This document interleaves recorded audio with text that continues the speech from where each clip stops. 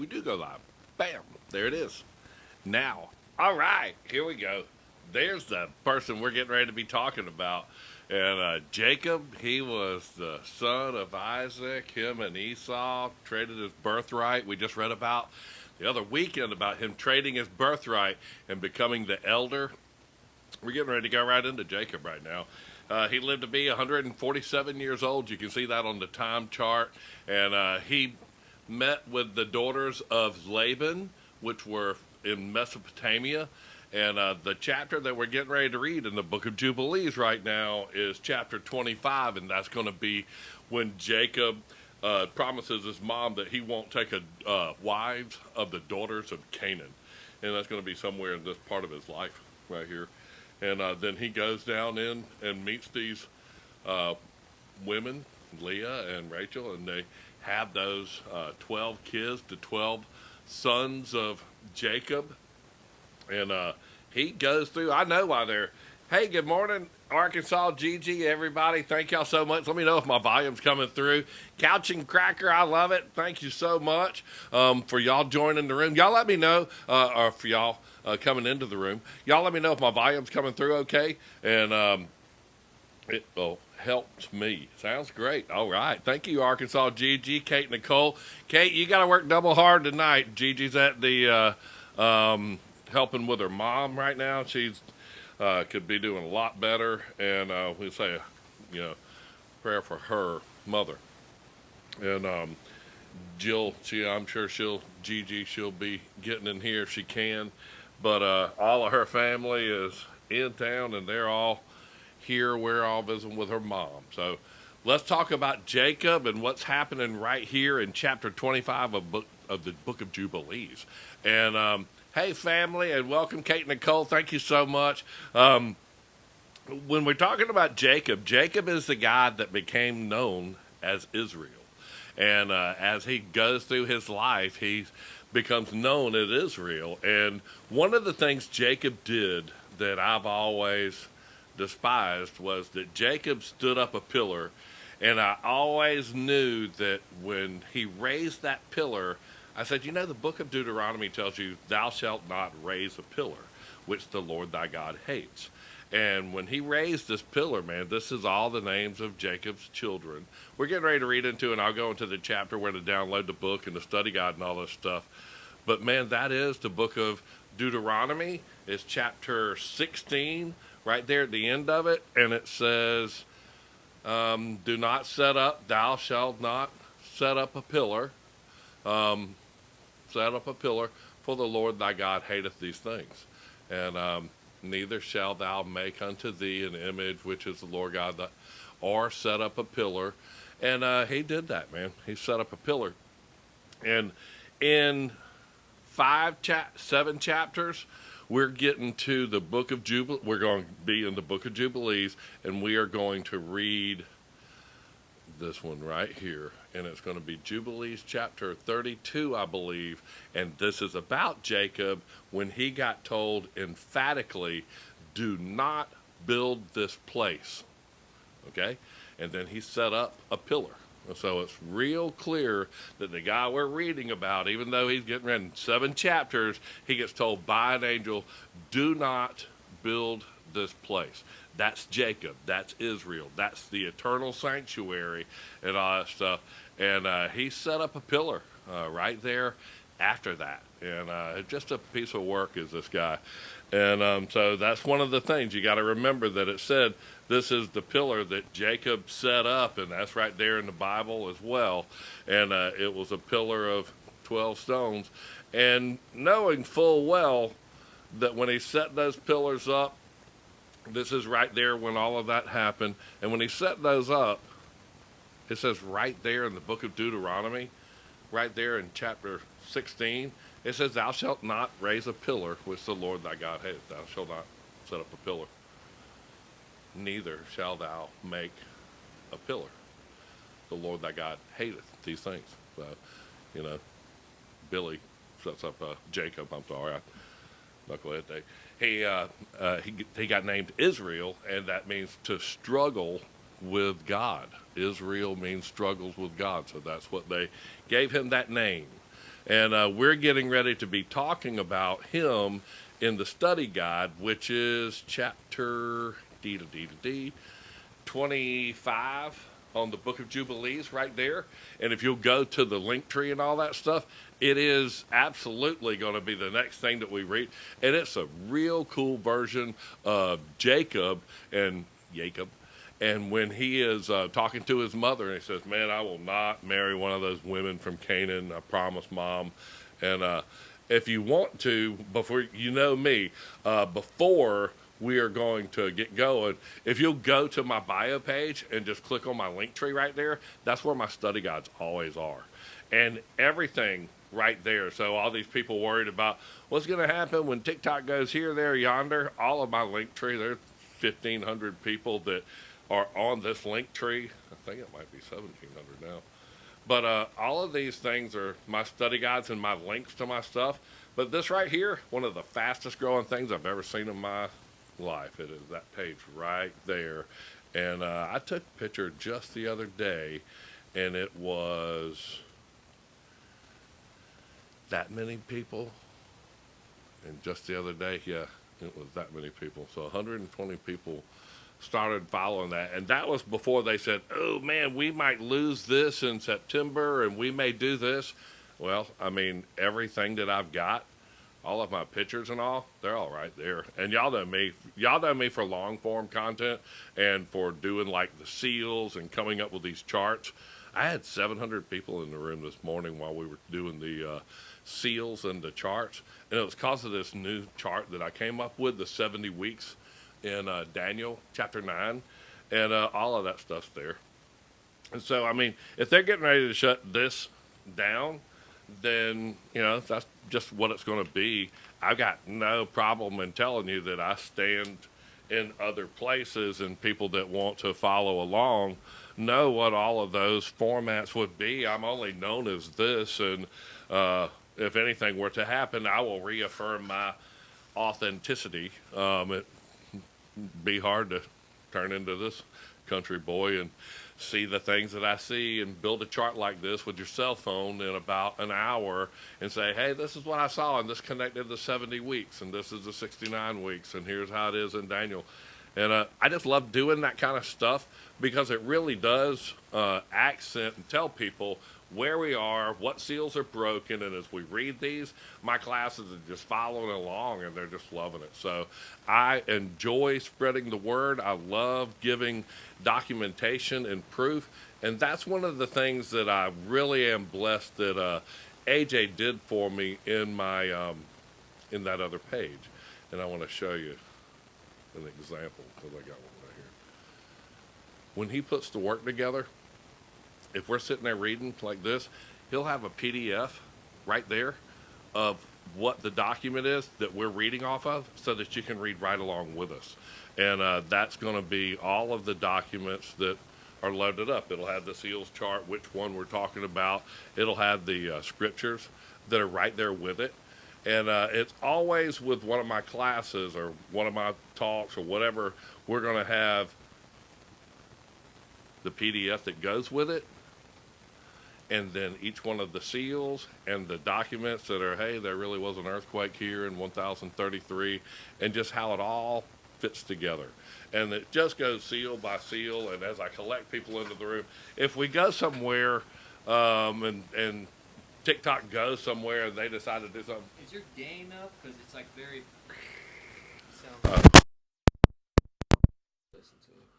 Does that help? You know what? I set my water down right by that little wire.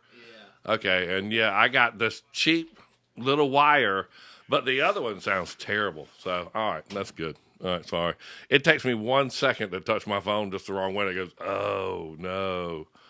And I got some really nice wire, and it just sounded terrible. I guess it took all the zap out of it. It did.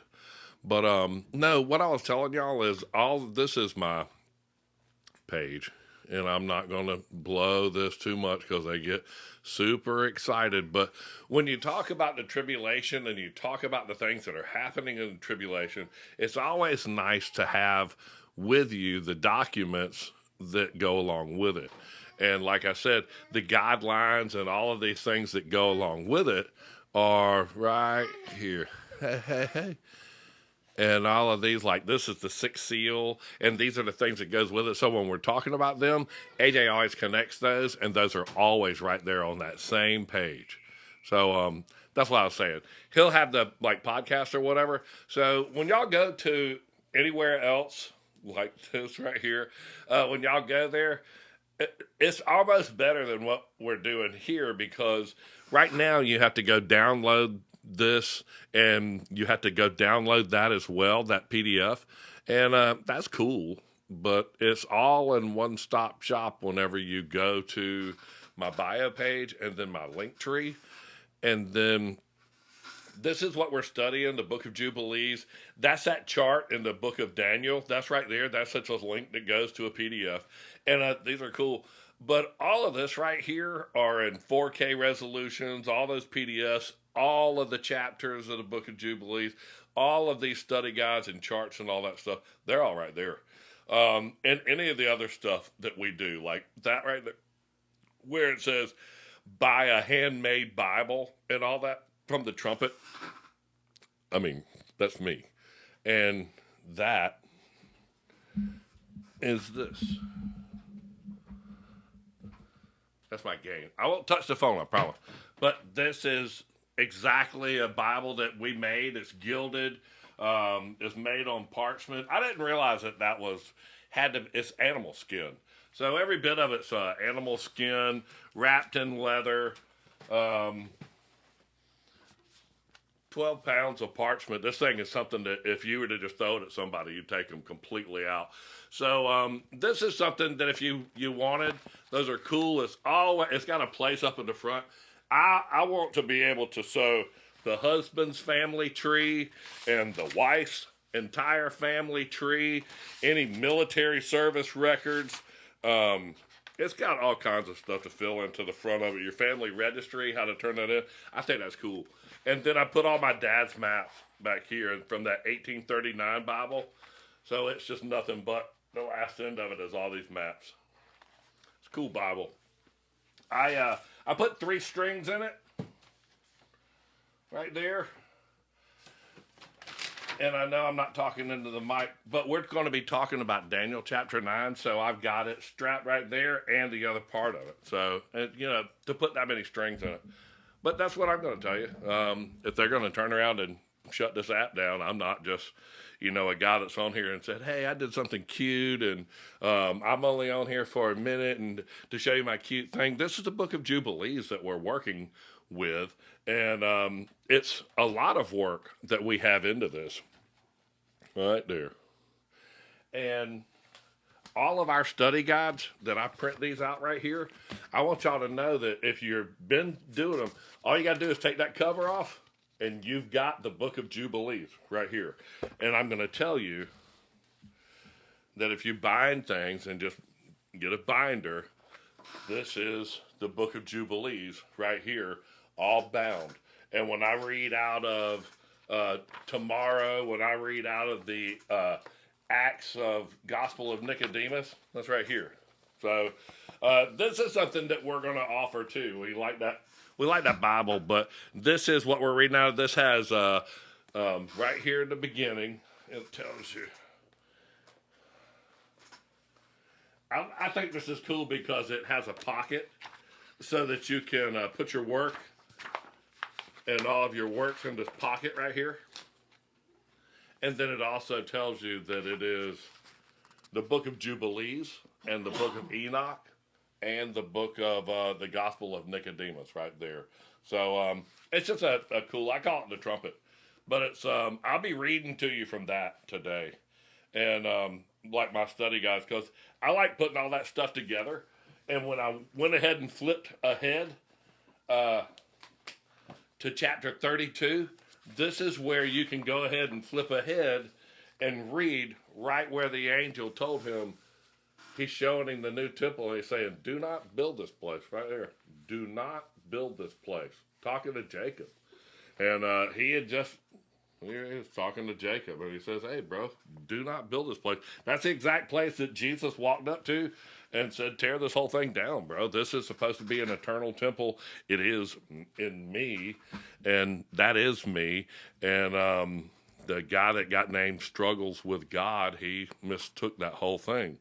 And but this is the part, the book of Jubilees. It's a real good story. Mr. Morris, how you doing? I got on one of Mr. Morris's t-shirts right there. All of my links, these are one of my t-shirts that are on the link tree. I've got this in blue and then a white. But when I wear white, none of the comments, you can't see them. So this is my blue. I made it past laundry day, so we're here. We're reading the book of Jubilee, and it's chapter 25. And the study guide is right here. I'll show you. It's going to be right there if you hit the link tree, and then you go from the link tree, it'll go to right there. It's the book of Jubilees, chapter 25 study guide. So you'll be able to print this off, and then you can follow right along with us. Anything else, like this t-shirt or whatever, that's right there. That's the link. There's my t-shirts right there. And you can get one of these. They're like $18. And then that's where that Bible, I make that. That's where everything that I've got right there is stored on that Patreon page. So that is a really cool thing. And this is the study guide for tonight. So I know that we had just put some new charts up into that. And one of the interesting things that we're reading about tonight, if you get into the study guide, is this is the study guide for chapter 25. We're going to be reading about the daughters of Canaan. And he starts telling, hey, mama, I won't marry one of the daughters of Canaan, and I won't do any of that stuff. And he did plenty.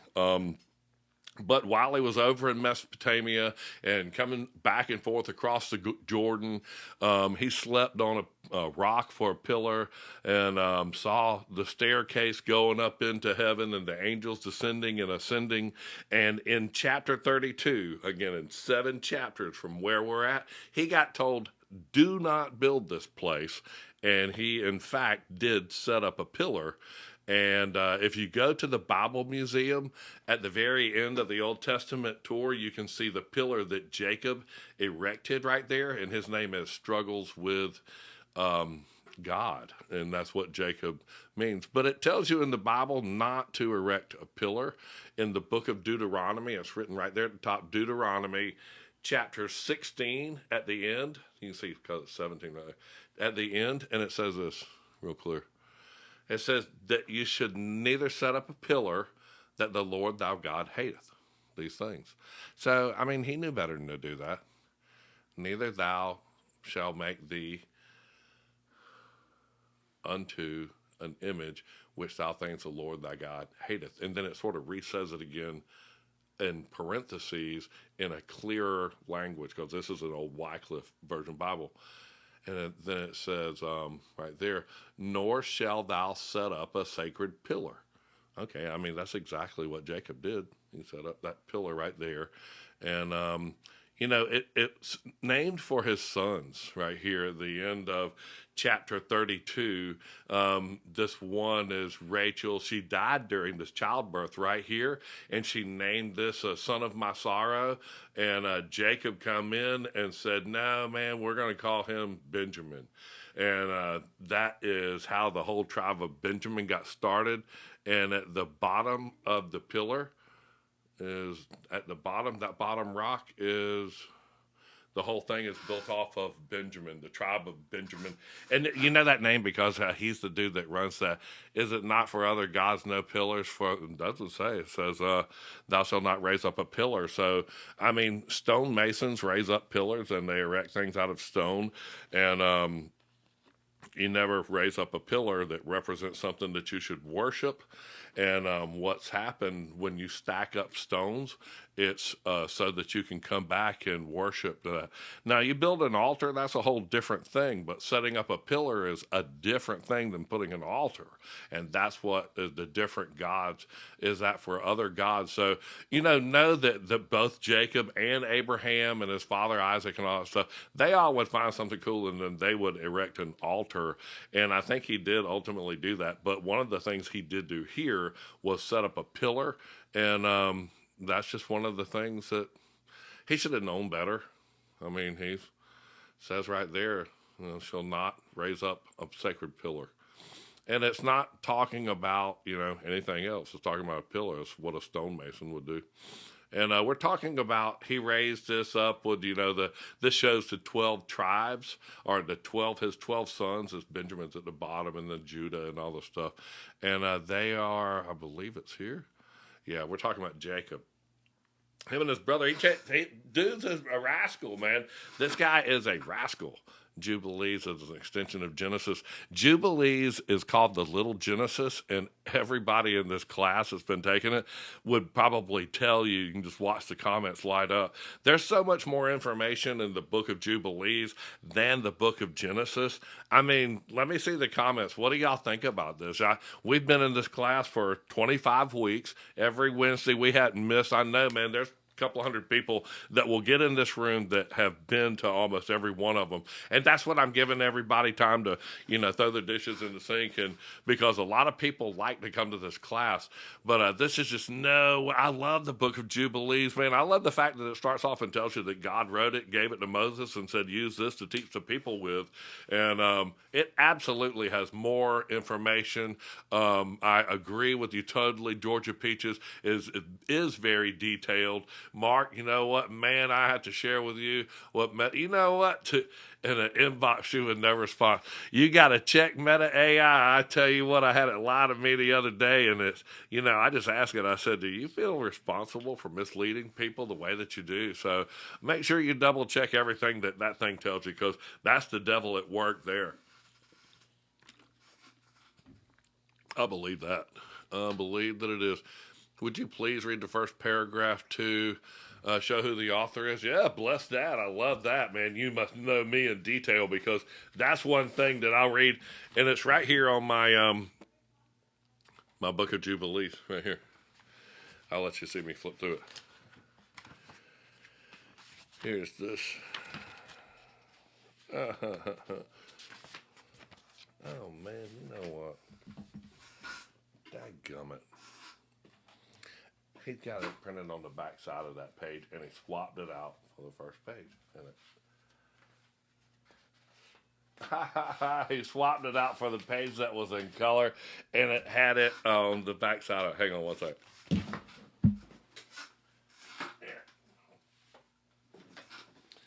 The prototype.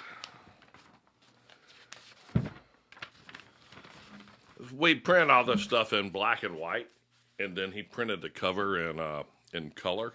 And this was, since it's on front and back, this was on the back of the black and white that he took out and made the color. So it does say right there in the very first chapter, it says Moshe, as Yahweh spoke to Moshe, saying, and it's right here in the beginning, Yahweh spoke to Moshe, saying, come up to me on the mount, and I will give you 2 tables of stone of the Torah and of the commandment, which I have written, that you may teach them. So, I mean, it's real clear that at the beginning of the book of Jubilees, in the very first chapter, in the very first verse, it says that God wrote this, gave it to Moses, and said, I want you to use this to teach the people with. So as we all join this class, I just want you to know that this was in the Dead Sea Scrolls. It was as popular as the book of Genesis and the book of Exodus, and so was Enoch 1. So that one thing that whenever I put these in this guide, this guide has Jubilees. It has Enoch 1, and it has the Gospel of Nicodemus. And that's what we've been reading the Tuesday, Wednesday, and Thursday stuff with. We've been doing the Tribulation Tuesday thing, and it really gives me a time. Meta basically admitted that they're going to be the Antichrist and form of the check.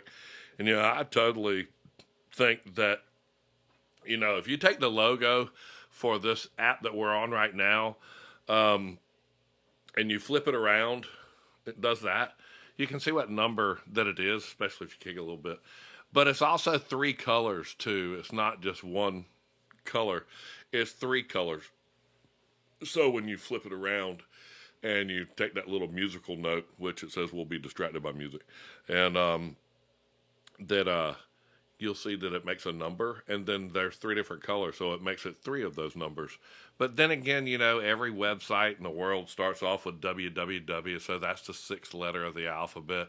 Where can I buy the Book of Jubilees and the Book of Enoch? I put them all together right here. And again, AJ, the glue is probably not done. This is the prototype for it. And what it is the binder. It has this whole book into it. And we will put it right there where I buy. We printed this on regular paper. It's hand bound and handmade. It's got the pocket so that you can tabs and follow along with the information and tab all those. And then it's got every book that I just told you about. Jubilees, Enoch, and the Gospel of Nicodemus.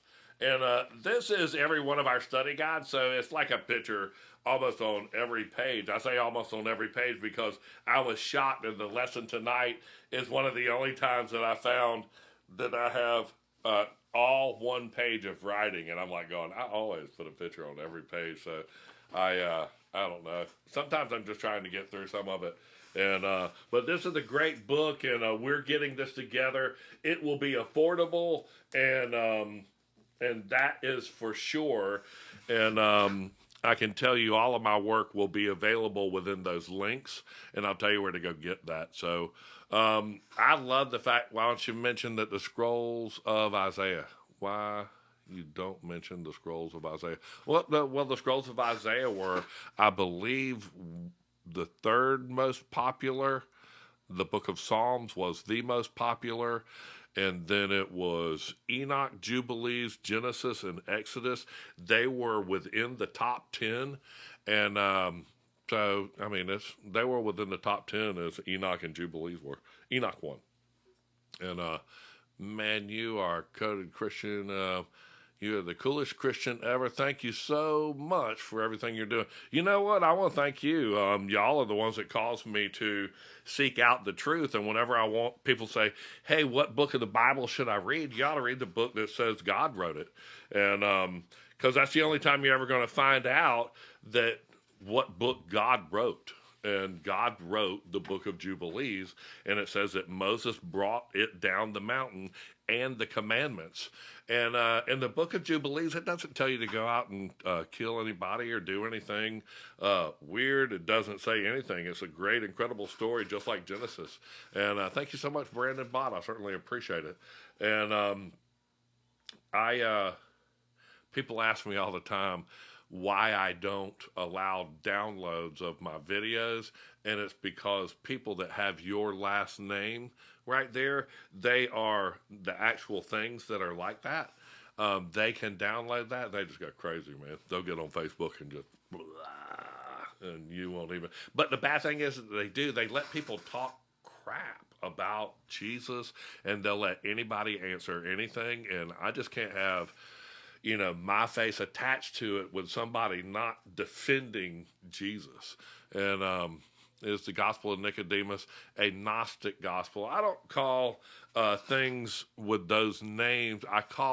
They call them Apocrypha, and it's called the New Testament Apocrypha. I think I've got a picture of that. Hang on one second. If y'all see me just staring at this thing, it's because I have a bunch of pictures on my phone. But I have a picture of my dad's old 1839 Bible, and it tells you that it's the New Testament Apocrypha. Let me see if it put it right there. Here's his Bible. Now I got to go find it again because it won't connect to pictures. It's too far back. But I'll show you what we're reading in. That was that 1839 Bible. And let me see if I can find straight to the page with the New Testament Apocrypha on it.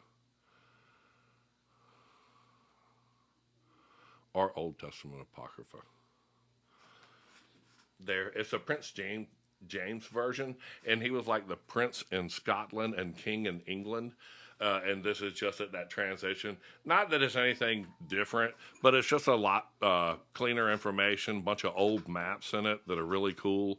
And I like that whole way that it speaks and talks. But, you know, it helps you put these stories together between the book of Jubilees and the book of, in the King James Version Bible. One thing that the King James Version Bible leaves out is the fact that after he set up this place, this angel told him, do not build this place. Okay, so he immediately then sets up a pillar and builds this. This is in chapter 32. We'll be there in 7 weeks. I don't know if TikTok will be here in 7 weeks, but we will be. And all of my study guides and lessons and all that stuff that we'll be going over, you're more than welcome to join me on that thing right there. It's one of the fastest growing communities. That was the other day. And then, boom, that was just the other. That was a lot of people there. But there's a bunch of stuff there. If you want to take some of this road, down this road with me, anytime you click on these things, it's going to have the study guides and all that go with it. And I like to have a study guide with everything that I'm going to read to you so that you can read right along with me. So just know all of those would be available as study guides while I'm reading them to you. And then you can download them yourself. And they're just cool. All of that, even the... There's my t-shirt. I'm wearing it right there. That's a white one. That's cool. All those things are right there, man. There's my dad's Bible. Oh, there it is right there, the 1839. Go to that. You know what? It tells you that Bible, and it tells you every one of the books of the New Testament Apocrypha and the Old Testament Apocrypha. So it tells you the Gospel of Nicodemus is right there, and I wish that I could find that. I'll bring it up. We're doing it tomorrow, so I'll definitely have that as one of the things to pull up. I sort of had a rough day. My wife, we've had a rough day, and let me see if I can find this, the Apocrypha of the New Testament and the Old Testament right there. I'm going to say it's right there. Right there. It's the Gospel of Nicodemus, is in the New Testament Apocrypha, and it's the Acts of Pilate, and the second part of it is the descent into the underworld. So just know that that's a super cool document, and all gospel is what is the New Testament Apocrypha. There's a whole list of them right there, man. There's a New Testament Apocrypha, and let me see. I know where the picture is now. Hang on. It's up here. Past the pictures of me in the pool. Oh, Lord. Oh, Lord.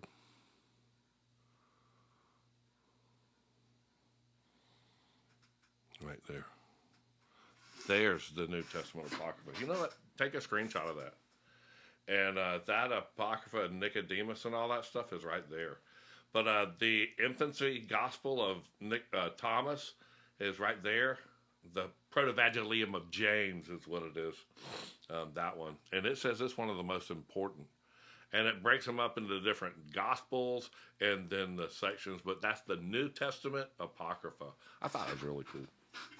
But we'll be doing that tomorrow night at 8 o'clock.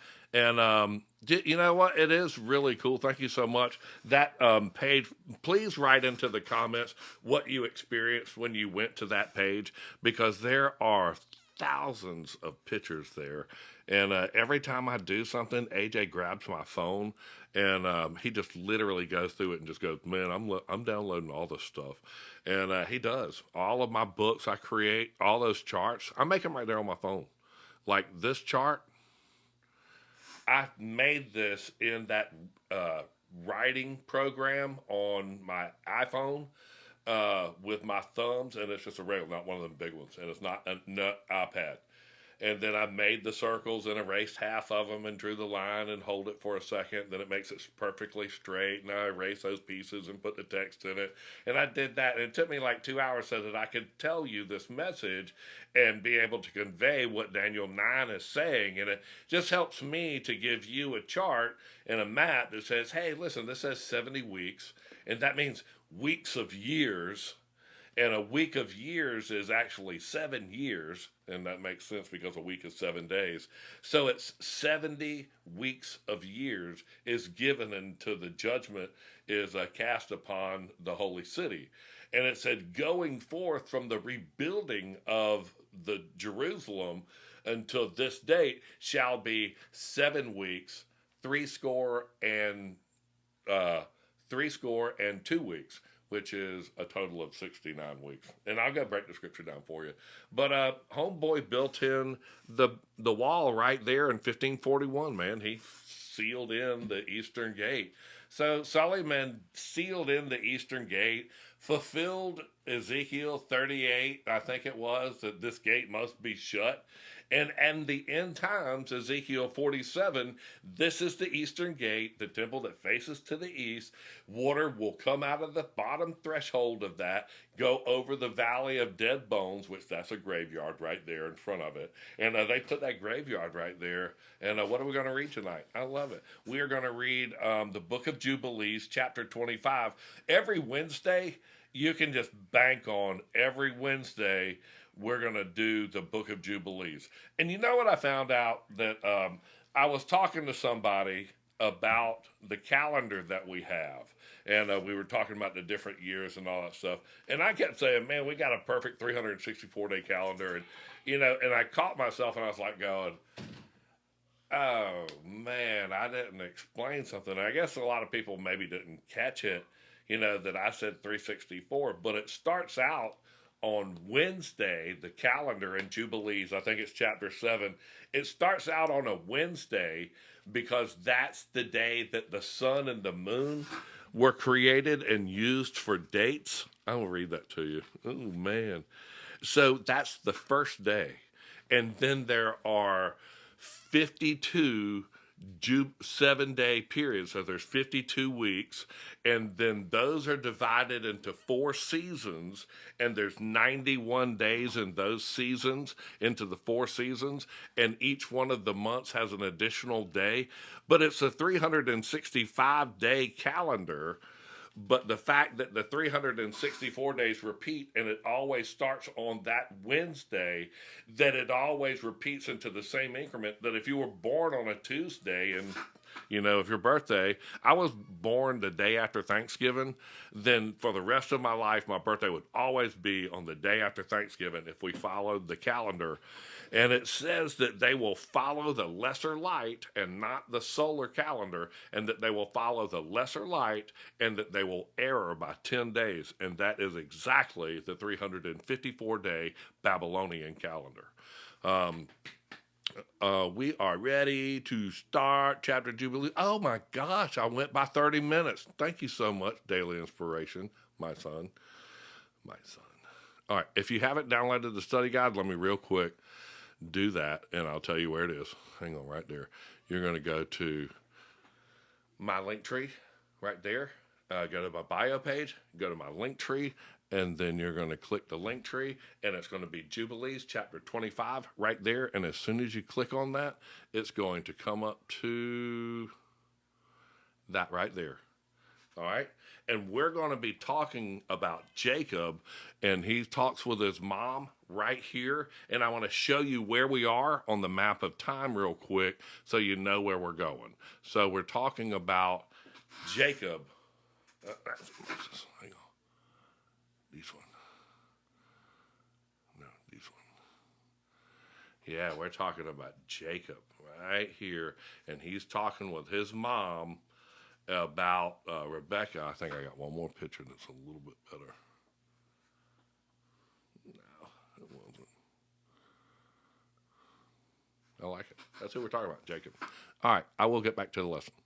And he's telling his mom, I will not take a wife from the land of Canaan. And, man, he is just a knucklehead. He sure is. Struggles with God is what they named him. You download that. It is Jubilees chapter 25. And we will go. We will go. Jubilees chapter 25 right here. Talking about the daughters of Canaan. I've got mine, and I normally give you pictures of mine, but I made some notes on mine, and I'm going to ask you some questions. There's only a couple of things right here, but you're gonna like some of the notes that I've made about this. And what this is it shows the daughters of Canaan, and they're basically nothing but of fornication, and their deeds are all evil, and it reads that right there. So what I'm going to do is put my head out of the way and make that go up there real quick. And then that way you can see that.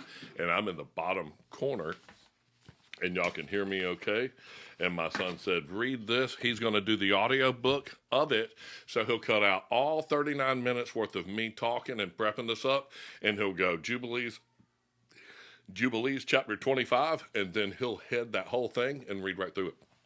So Jubilees chapter 25, Rebekah instructs Jacob, her son.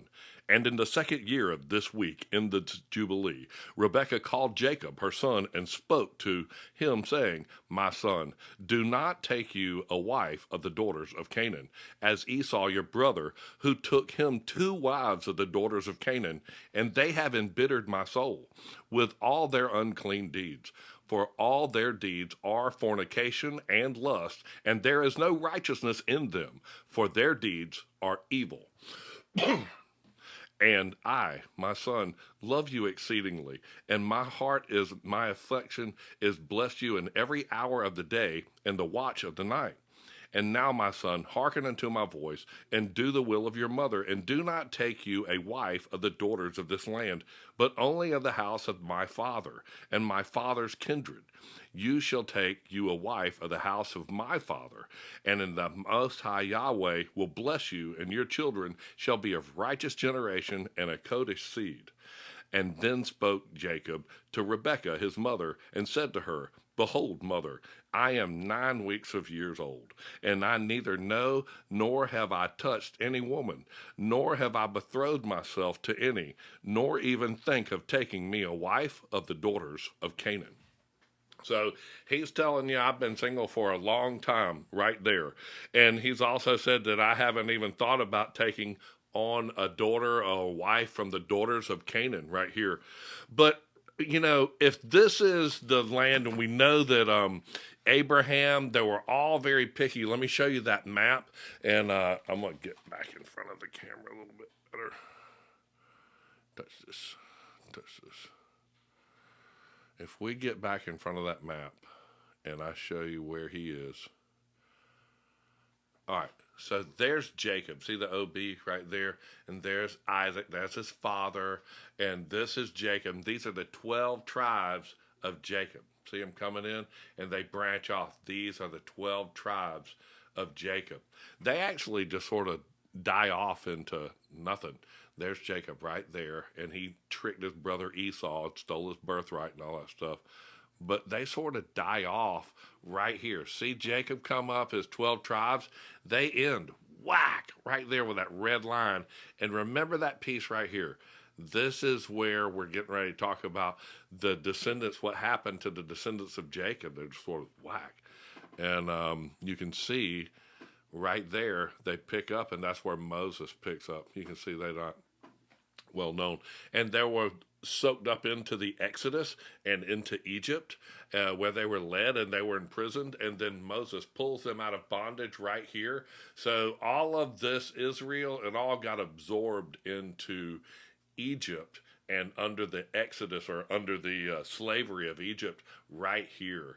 And that just goes right there with a map of time. That's where we are, just sort of telling you we're getting ready to talk about, and that's Jacob right there, that line. So I talk about that. I love putting this in perspective and knowing that Esau had married 2 wives of the daughters of Canaan, and his whole little tribe just goes downhill, man. They're like the dirt bags. They're the McCoys or the Hatfields. They're the dirty ones. And he's from the tribe of Edom and all that stuff. Goes down here. And then he goes up here and has 12 tribes. And right here, the tribe of Levi, right there, that's exactly where Moses came out of, the tribe of Levi. And they would have known all these rules, man. The tribe of Levi would have said, hey, man, you don't take a daughter from the wives of here, and you sacrifice this on the altar, and these dudes are the priests. And we read all about that last week. about Levi and Moses. He was from the tribe of Levi. And the Leviticus priests, those are the ones that added so much to the word that we have. And they're the ones that put, after the Ten Commandments, they decided to come up with so many different ways that you were allowed to stone and or take the life of a human being. So we just read that first page right there, and we're going to go to the second page. Boom. Now this one right here, I got this was one of the first times that I did. Oh, I gotta ask you a question about that.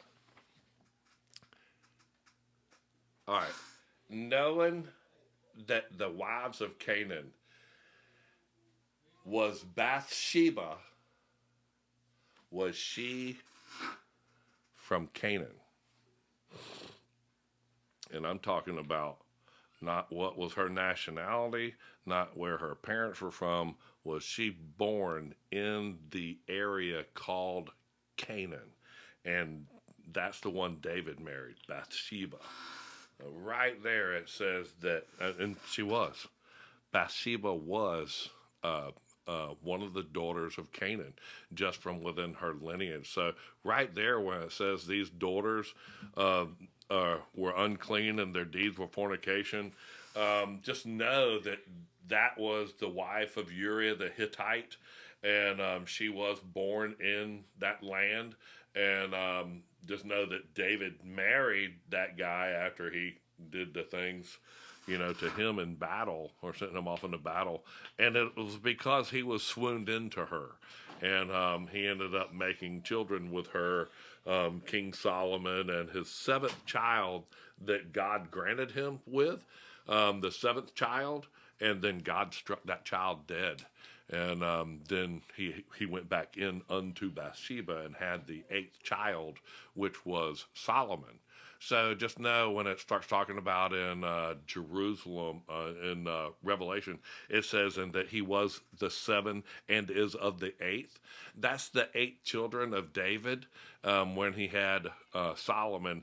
And the seventh one it was struck down by God. But David too, hell followed with him. And just know that David too, that Samuel presented that his father was Jesse, presented his 7 sons, and Samuel said, dude, is this all your sons? And he goes, nah, yeah, but there is yet another. So David was the 8th son, and he was a bastard son, and he was kept out, and he's the one that left the flock. He left the sheep, man. He did. He left the sheep. That was David's sin. David's big sin was when he counted the people, and they struck Israel dead, man. You'll never count the people because that's like you're in charge of them. And he got on top of, that mountain and gave him some options. He goes, man, as long as they don't hurt me. And that he had numbered the people, they struck all those dead. And you have to have faith in God that he has the numbers.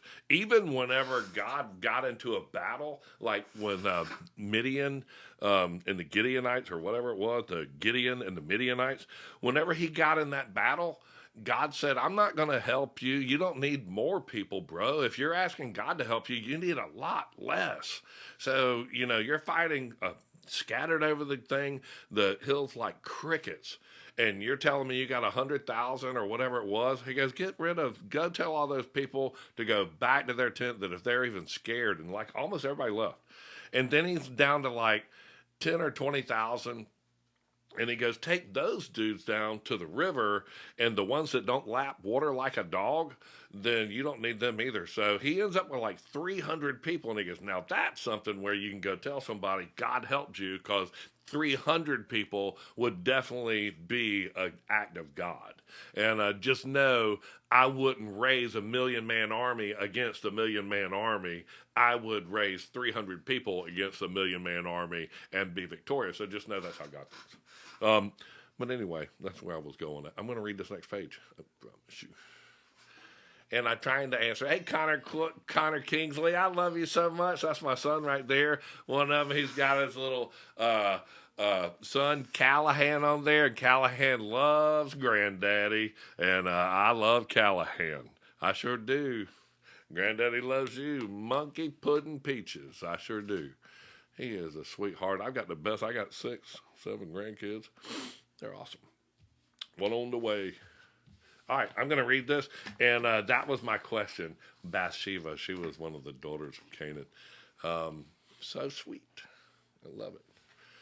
Y'all ready for me to read this? I am.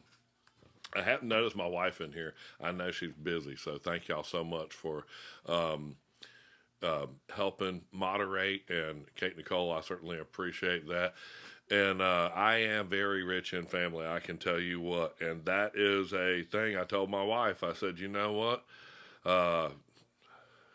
There's a lot of people that love to be as broke as us right now. And it's hard.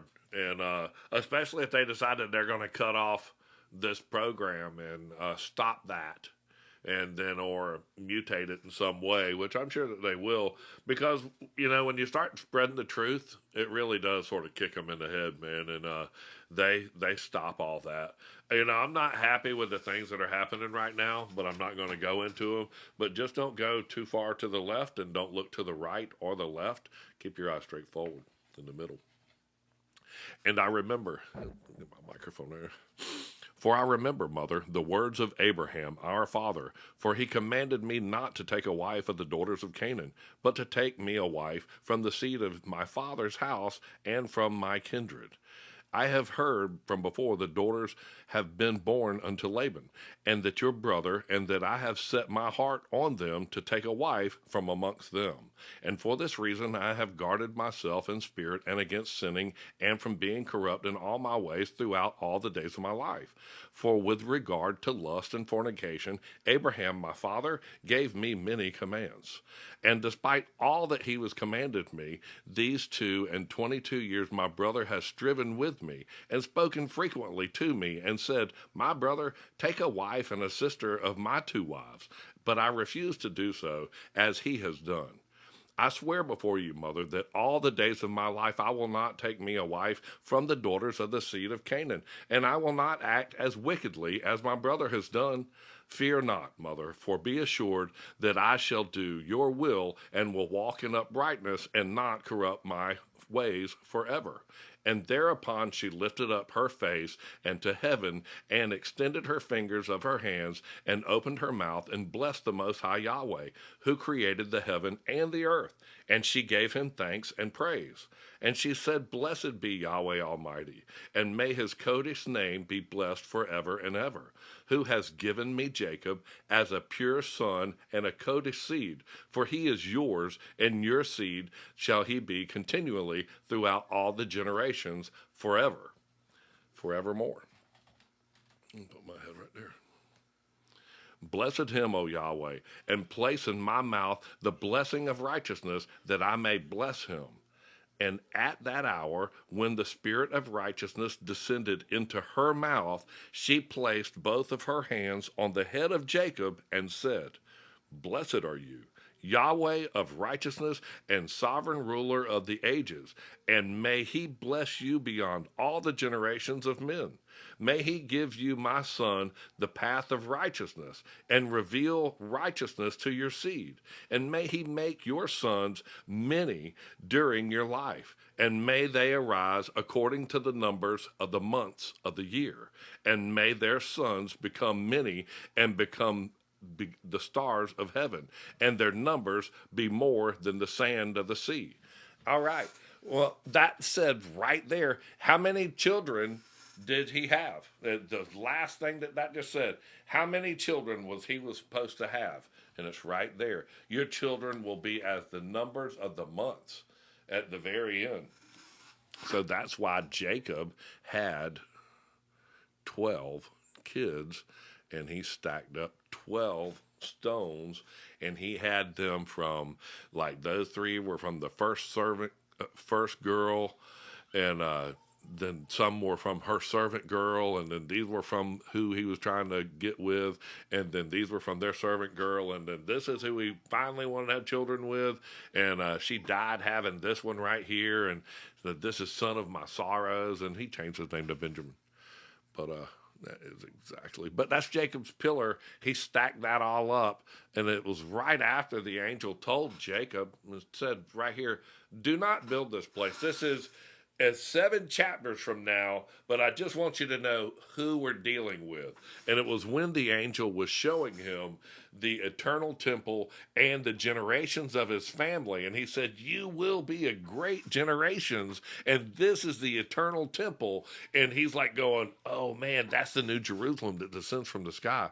And please hit the heart and like, thank you so much, Captain Nicole. And he's saying this is the new Jerusalem that will descend in the end times that you'll see. And some of those dudes just like going, all right, man, I'll build this place. I will build it. So that's what David got showed all this stuff, the generations of his children. And I'm sure they said, do not build this place. And he did not build that temple. He had his son build it. His hands were too bloody. But I just want you to know, Jacob got told, do not build this place by an angel. And it doesn't say that in the Bible, and he left. It says that he raised a pillar right there. So Jacob raised this pillar.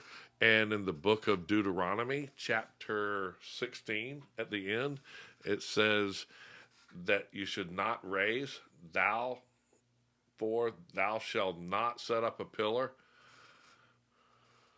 nor shalt thou set up a sacred pillar. And that is exactly what Jacob did. He set up a pillar in Bethel and said, I'm going to come back here and build this temple. And I mean, this is the book of Jubilees and the book of Genesis go hand in hand, right by side, and it tells all of this where he got renamed to Israel and all that stuff. And it's right here. It says, don't build this place. It's an eternal temple, bro. It's the Son of Man. It is everywhere where it needs to be. You should not build this. The dude that is called Israel built this place and had stacked those pillars, and he got told by an angel right here in 7 more chapters in the book of Jubilee. So I don't care if they stop TikTok, these 200 people right here that are in this room, just know that the book of Revelation was written to the churches. And the churches are the ones that took the little Genesis out of your circulation because they didn't think that you needed to read that.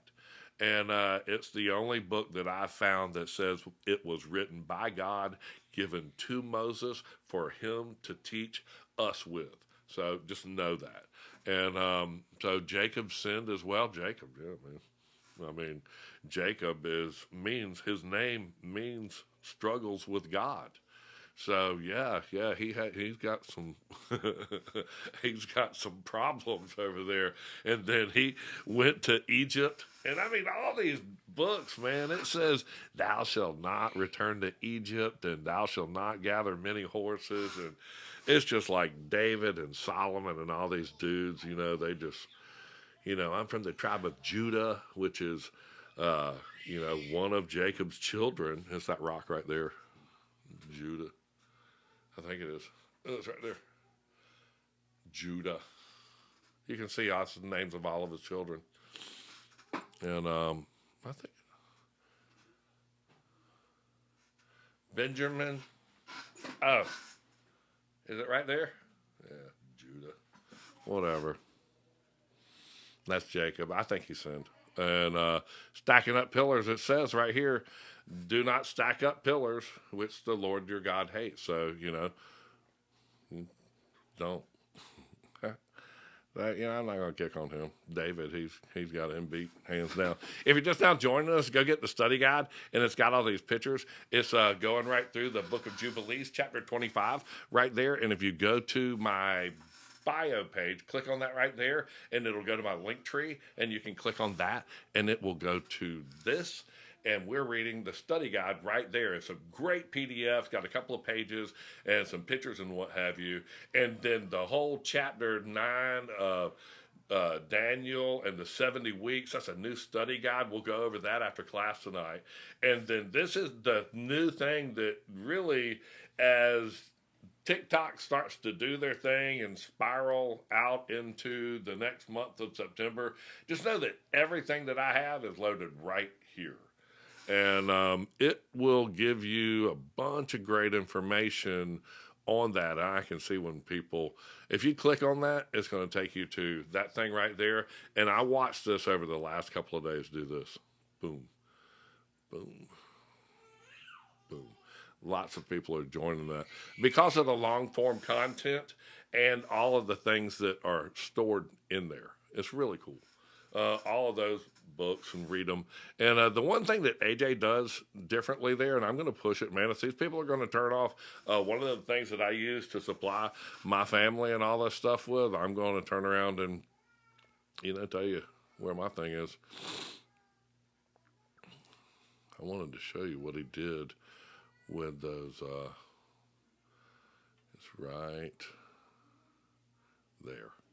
When he does one of these, my podcast or whatever, he always has that PDF right there, so you can always download the work, and it'll have all of our study guides and tell you right as we're reading those seals, and it will download the study guide on the book of seals, and it'll tell you what the sixth seal is and when the earthquake was and all of those things. So, he puts a lot of work into that, and he actually has to sit there and edit through my voice and saying things and cutting all of this shenanigans out of it.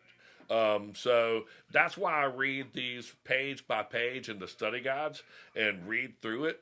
And he's going to chop through all of this baloney. And then what I'm going to do is once he chops through that, I read it page by page. And then you can go back and listen to the long form content of it. And it'll be in these different podcasts where they're all stored.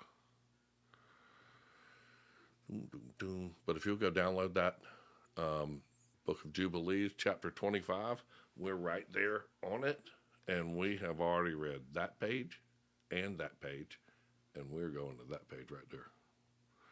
And I believe this might be the last page. It's only 22 verses in this, and then I get to transition over to the different charts that I have with the 70 weeks of Daniel. And that's about when we sort of wrap up the class and spend the last bit of class answering questions.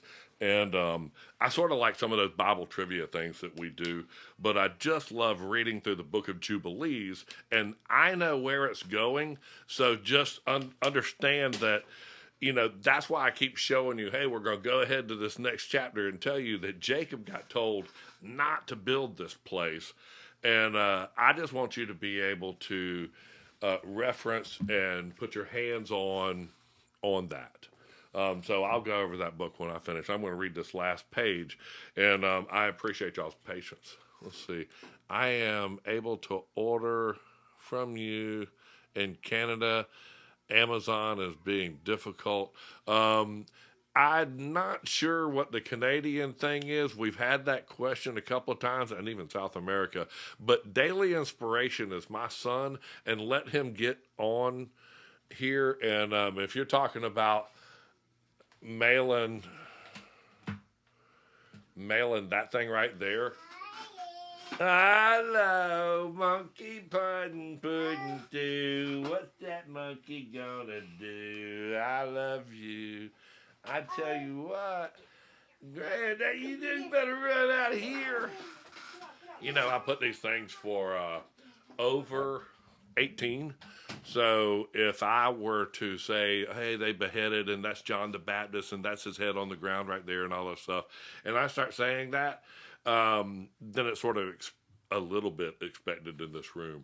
But when one of my little bitties walks in and says, hey, Granddaddy, they would go, hey, bro, this is only supposed to be for that level of people, and that's not cool, and they shut this thing down immediately. It's almost like saying something wrong, even when you use those words that describe those tiny little humans. But mailing this to Canada, it is 12 pounds of parchment, gilded and leather, and we put them together. I'm sure there's a rate. They give us a book rate, a media rate, and we insure it. So I'm sure there's an obtainable rate and to have it insured. But it is a really cool Bible, and it does include all of the maps that are in my dad's antique Bible. So just all of those maps alone, these are the antique, those are the temple, the antique, the city of David, and even the tombs of David. And they're all on individual plates. And each one of them, this is even white parchment paper. So I have the whole Bible in gold with gold edging, but all of these plates and pictures, they're white. And like I said, this is all handmade, and it is a 1582 Bible, and you can just sort of see how this got the family register, important happenings, births, where you can record all these things. And then the one thing I like is it's got a husband's family tree, and on the next page it actually has the wife's family tree. And then it goes into like military service records and stuff like that. So it's really cool. And if you've ordered them, I've seen them come in. We sold about 10. They're literally a stack of them that we are pressing the leather. Each one of them are all hand formed. And this is all, you can see the way that the edging is all formed. And then it's all glued. And you can see the binding of how it's all reinforced and glued. This thing, look, you could assault somebody with this one. If you were just like, what? You would take them completely out. And I leave these long enough to go all the way up and mark a page, and then all the way back down to mark the page again, and it's able to go to the corner of the page. So there's 3 marks and 3 markings that can mark twice. So you really can reference a lot of stuff in that. I'm going to do. You know what? They're going to shut this thing down. I'm going to tell them, hey, you know what? I'm selling my Bibles. Get on me, because I'm going to have to sell everything I got then. And we will. I will. I will touch this. Put that. This is the last page. That is the last page right there. And I'm going to read this, and then AJ will be able to edit this all into a nice little audiobook. It's sort of embarrassing because it's like 6 minutes after 9. He says talk for 30 minutes so that I can, get the people in the room and get them directed over there. And then we get everybody in the room, and then he cuts it together to what I talk, and it's like 20 minutes long. 20 or 30 minutes of reading and just tight content. So y'all seen that whenever you go read some of those things. And I'm going to read that right there. Chapter 17, verse 17. And that's going to start right there. And may I see born unto you, my son, blessed children during my life, and blessed and coated seed may all your seed be. And as you have refreshed your mother's spirit during her life, the womb of her that bare you blesses you thus. My affliction and my breast bless you, and my mouth and my tongue praise you greatly. Increase and spread over the earth, and may your seed be perfect in the joy of heaven and earth forever. And may your seed rejoice, and on the great day of shalom may it have shalom. And may your name and your seed endure in all the high ages. To all the high ages. And may the Most High Yahweh be their sovereign ruler, and may the Almighty of the righteous dwell in them, and by them may his sanctuary be built unto all the ages. Blessed be he that blesses you, and all the flesh that curses you falsely, may it be cursed. And she kissed him and said to him, may Yahweh of your world love you, and as the heart of your mother and of your affliction rejoice in you and bless you. And she ceased from blessing him. Now, y'all just heard Ted Cruz get on there. Was it Ted Cruz? And he said, he who blesses Israel is blessed, and he who curses them is cursed. There's that verse right there, verse 21. They're talking to Jacob. Jacob is named Israel, and it says, blessed is he that blesses you, and all the flesh that curses you falsely may it be cursed. Now, just know that's not God saying that. That's his mother saying that. And Jacob is the deceiver. He traded his brother Esau his birthright. His name means struggles with God. And all of a sudden, Jacob's bloodline and his line it says, "Thou shalt not stack up a pillar," and knucklehead, he stacked up these pillars. But let me show you what sort of happens to Jacob. This is not it. That is Jacob right here is who we were just talking about. There's the 12 tribes of Jacob. There's the son. Sorry. There's the 12 tribes of Jacob. There's his brother Esau that married the 2 bad wives. Oh, and the lesson's over, so I get to tell you the map. But all of a sudden, he has these 12 children. Not all of a sudden, it was during the time. And he has these children with these 2 women and their, like, servant women. And he has all these Judah, Levi, and Moses comes out of Levi right here. Just know that. All of these dudes, Joseph, he goes down into Egypt, and they die. And right there, Joseph dies in Egypt, and this is where the tribe of Levi, and he comes out of here, and Moses is a Levite out of the tribe of Levi.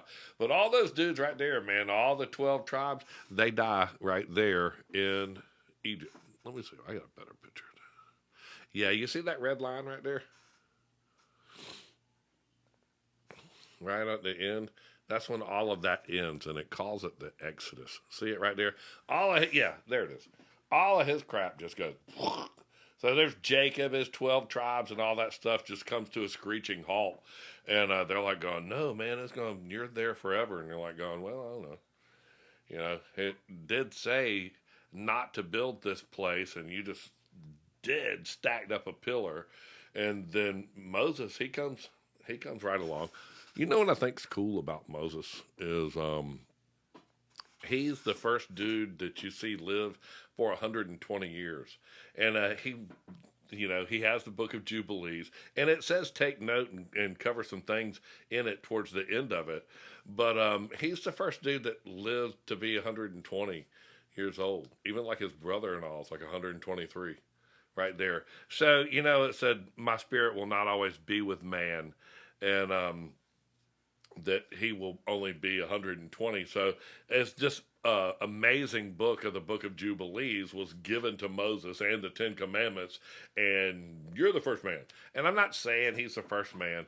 He just, ironically, in this map of time, he's the first dude that you see with 120 written by their names. The rest of the dudes are much older than that, and I think you can even see, like, Jacob and all. It says what they are, 133, 180, 147.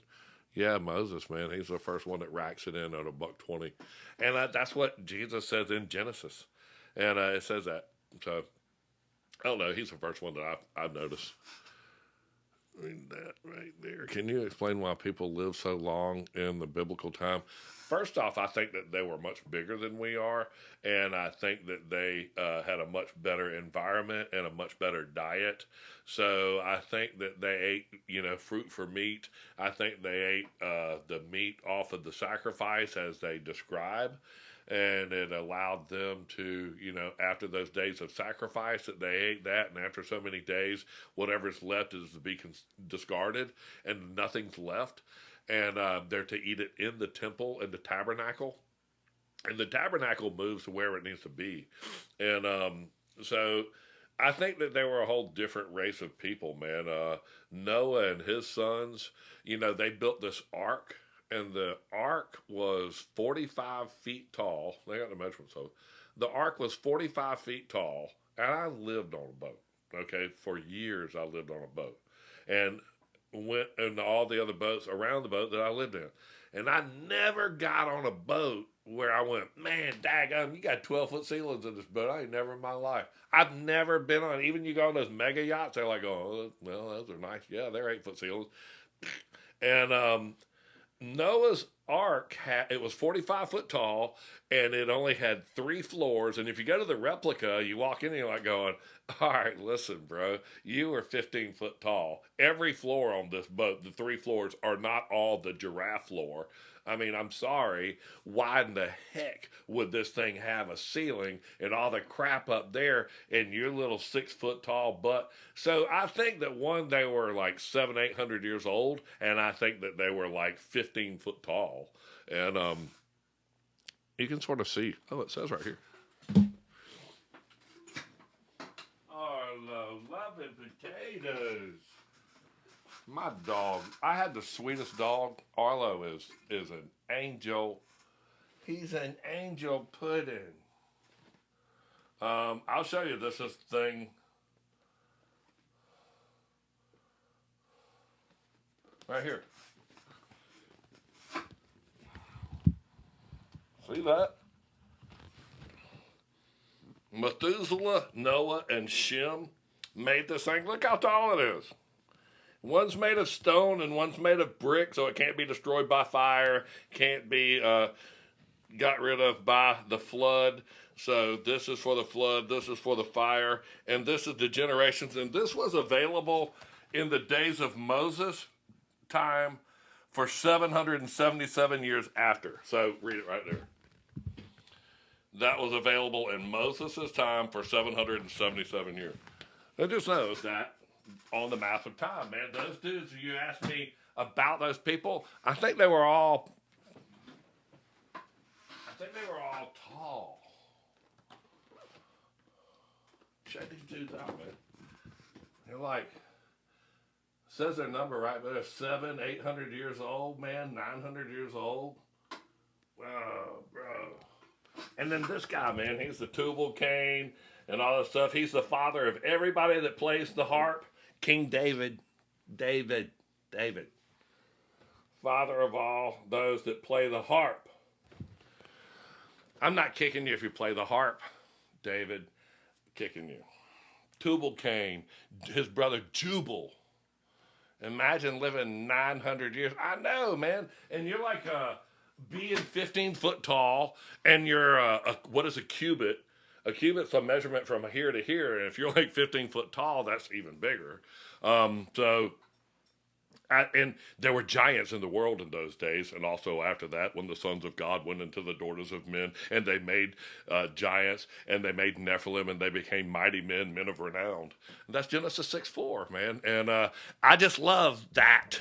That we had giants, and Moses sent out spies, and they came back and went, oh, man, no way, man. 10 of the 12 spies, all for the tribes of Jacob, all but 2 of them came back and said, bro, the giants, we're like grasshoppers, man. And 2 of them said, we got this, man. We got God on our side. And I'm only 46 and I'm exhausted. 900 years is too much. It says that we lived 1,000 years, and it says that Adam lived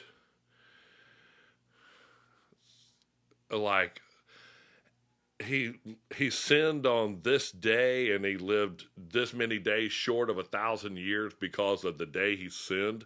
And in the book of Jubilees, I was telling you about the calendar. The calendar always starts on the first day of the year, which is Wednesday. And people go, why would you say that Wednesday is the first day of the year? Because on the 4th day is when he created the sun to be used for dates and times and measurements. So it says right here, when I put my glasses on, cattle, men, let us make men. Oh, yeah.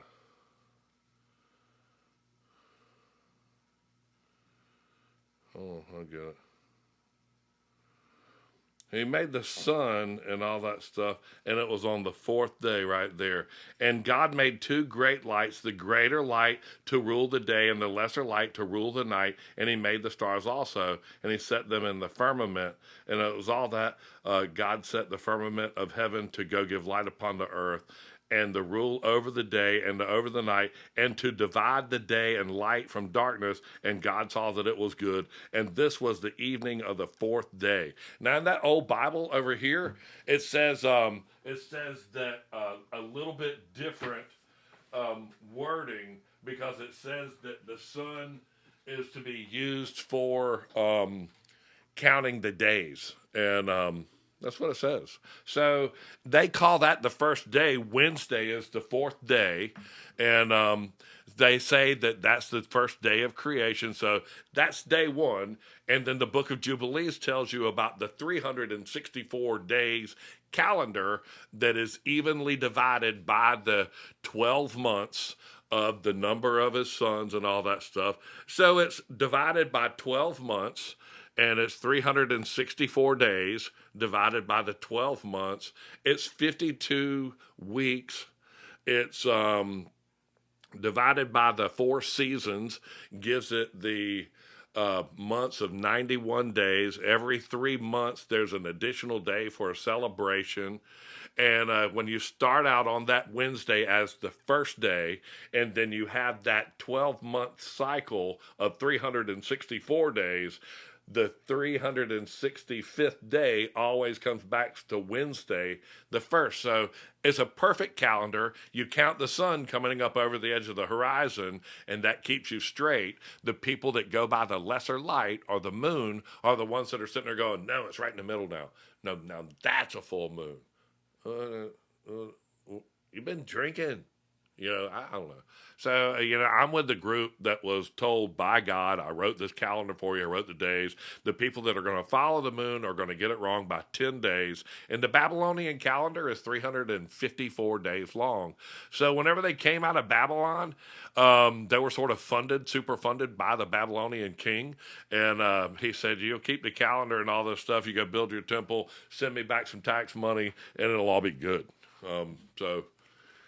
There is no leap year. No, man. Then we added to the days and we throw in a year every once in a while. Man, creation was the first day on Wednesday was that created the sun to use for the days. So that's the first day, and it always is the first day. And then the seasons are evenly divided by the 364 days. So just know that the 364 days loops right around back to the 5th day, or the first day, and it makes a 365 day year. And it's a perfect calendar. Wednesday is the first day and April 1st of the month. That's right. That is exactly right. And Wednesday is the 4th day. Know that Wednesday is the 4th day. They made the sun on the 4th day. It says it right there. I'm going to put a highlighter pen. I mark up all my stuff. That Bible that I made right there, that thing, dude, I write all in it. It's made for writing in, made for marking in.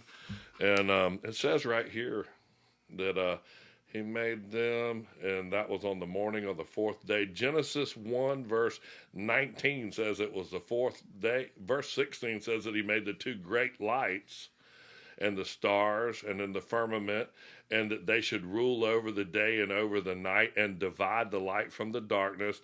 And this was on the 4th day. So that's why they say this is the first day that the sun was created, so that it could be used to count and divide the days from nights. So that's when we first started counting the days, was on Wednesday, the 4th day, because the first day of the week is Sunday and Sabbath is Saturday.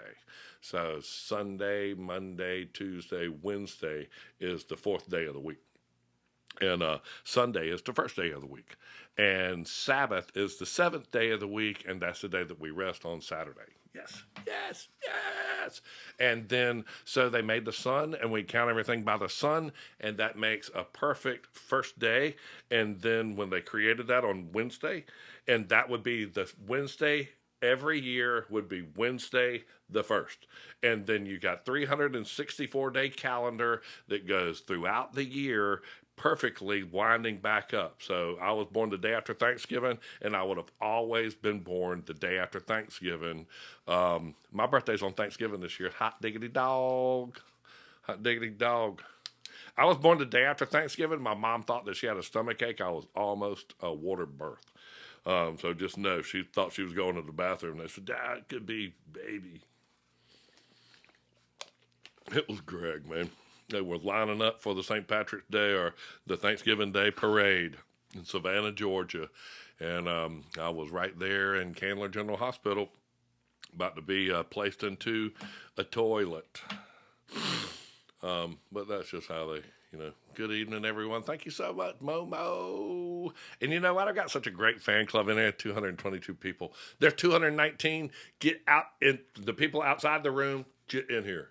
get in here because I'm getting ready to tell y'all all about the 70 weeks in the book of Daniel. And man, the more that I did a live this morning, and I'm going to tell you what, y'all are great gifters, and I appreciate the gifters in here, and I appreciate that. In the morning, those people are there to study, and they're no shenanigans, and they've created a much more of a inquisition. And when I started putting this thing up there about Daniel, boy, they required much more fortification, and I just thought that was hilarious, man, because it just made me even stronger and stronger. And y'all know how I am, man. I mean, if I'm going to do something, I'm going to make a chart, and I'm going to put the scriptures with it, and I'm going to put the facts, and when they built things, and what happened, and that's just how I work. And I think that people sort of synchronize with that. So when I tell you, I'm building this chart or this chart that tells you the seals and all of these things, when I build all these things for you, it's really hard to put all your eggs in this one basket called TikTok. And they don't have a place to hold archived videos and things like that. They even stopped the series sections and all that stuff. So I've been forced to put my things into links so that y'all can download them for the study guide. This Daniel, I'll move out the way and you can take a picture. Where can I get to view the seals chart? And you have to be new to my page. And I love doing that. This seals chart, I got a big one right here. That seals chart is cool, man. We're doing all the podcast things off of that.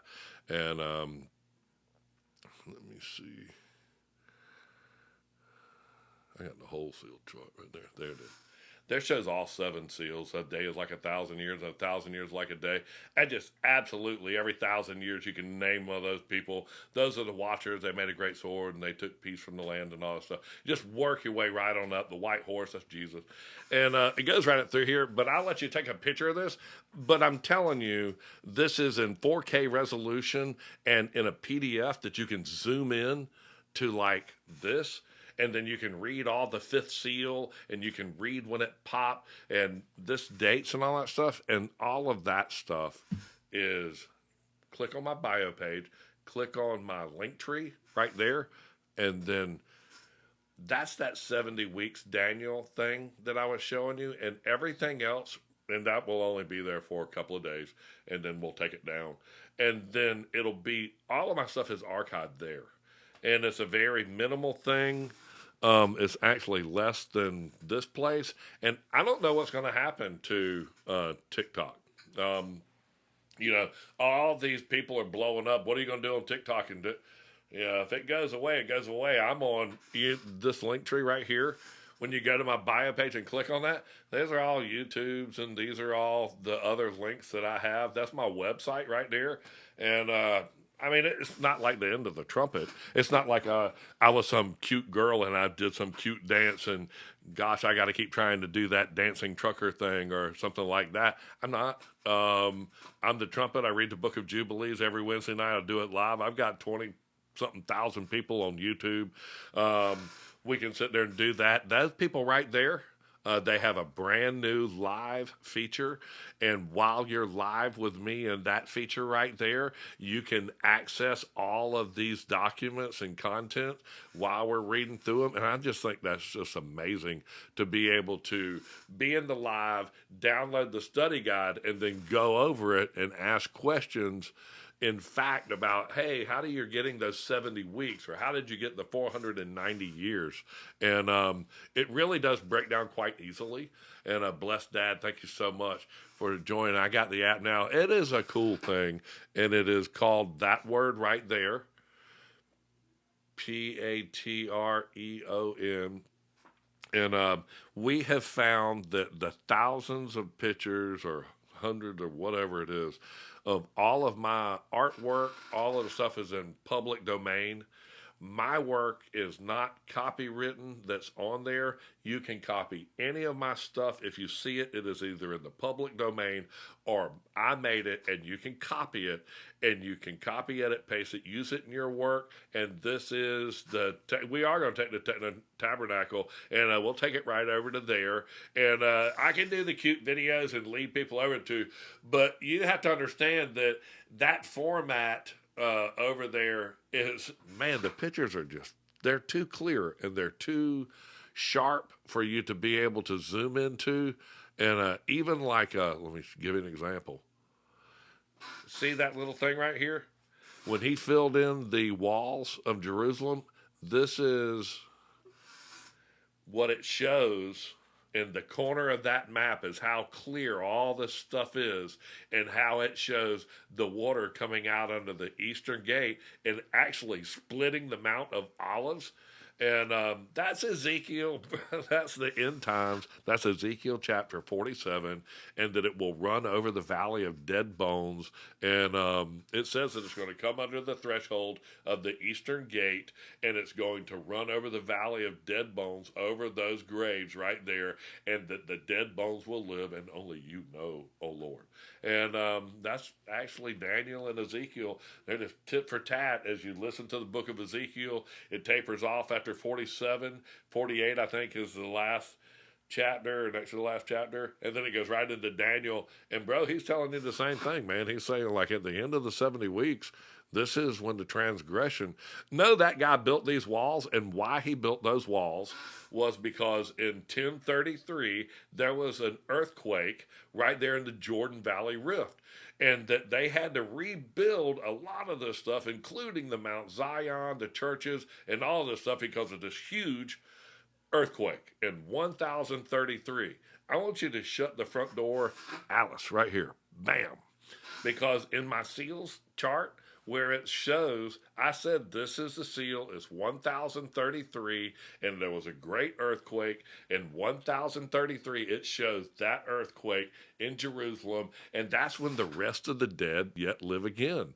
And there's no shenanigans about that. I'm not trying to upset anybody with that. I just want you to know that after Jesus Christ released the souls from under the altar, that after 1,000 years that Satan is released for a little season, and the rest of the dead after the 1,000 years yet live again. This is the first resurrection. So there's that earthquake in 1033. That is exactly when the rest of the dead live again, 1,000 years after the first resurrection that was in 33 AD. After they crucified Jesus, he locked away the souls in the fifth seal, locked away the devil for 1,000 years, and released the witnesses from underneath the altar. And in Matthew 27, verse 52, it says that they got out of their graves after the earth did quake and walked through the city streets of Jerusalem and were seen by many. That right there, that's the fifth seal. And after 1,000 years, the rest of the dead yet live again. This is the first millennial reign right here. And Jesus never went anywhere. People say, when's he coming? Jesus never left. Jesus is Melchizedek, man. He's the one that was always helping the lame and the blind. That's what he was doing in Jeru as Melchizedek when he gave the bread and the wine to Abraham.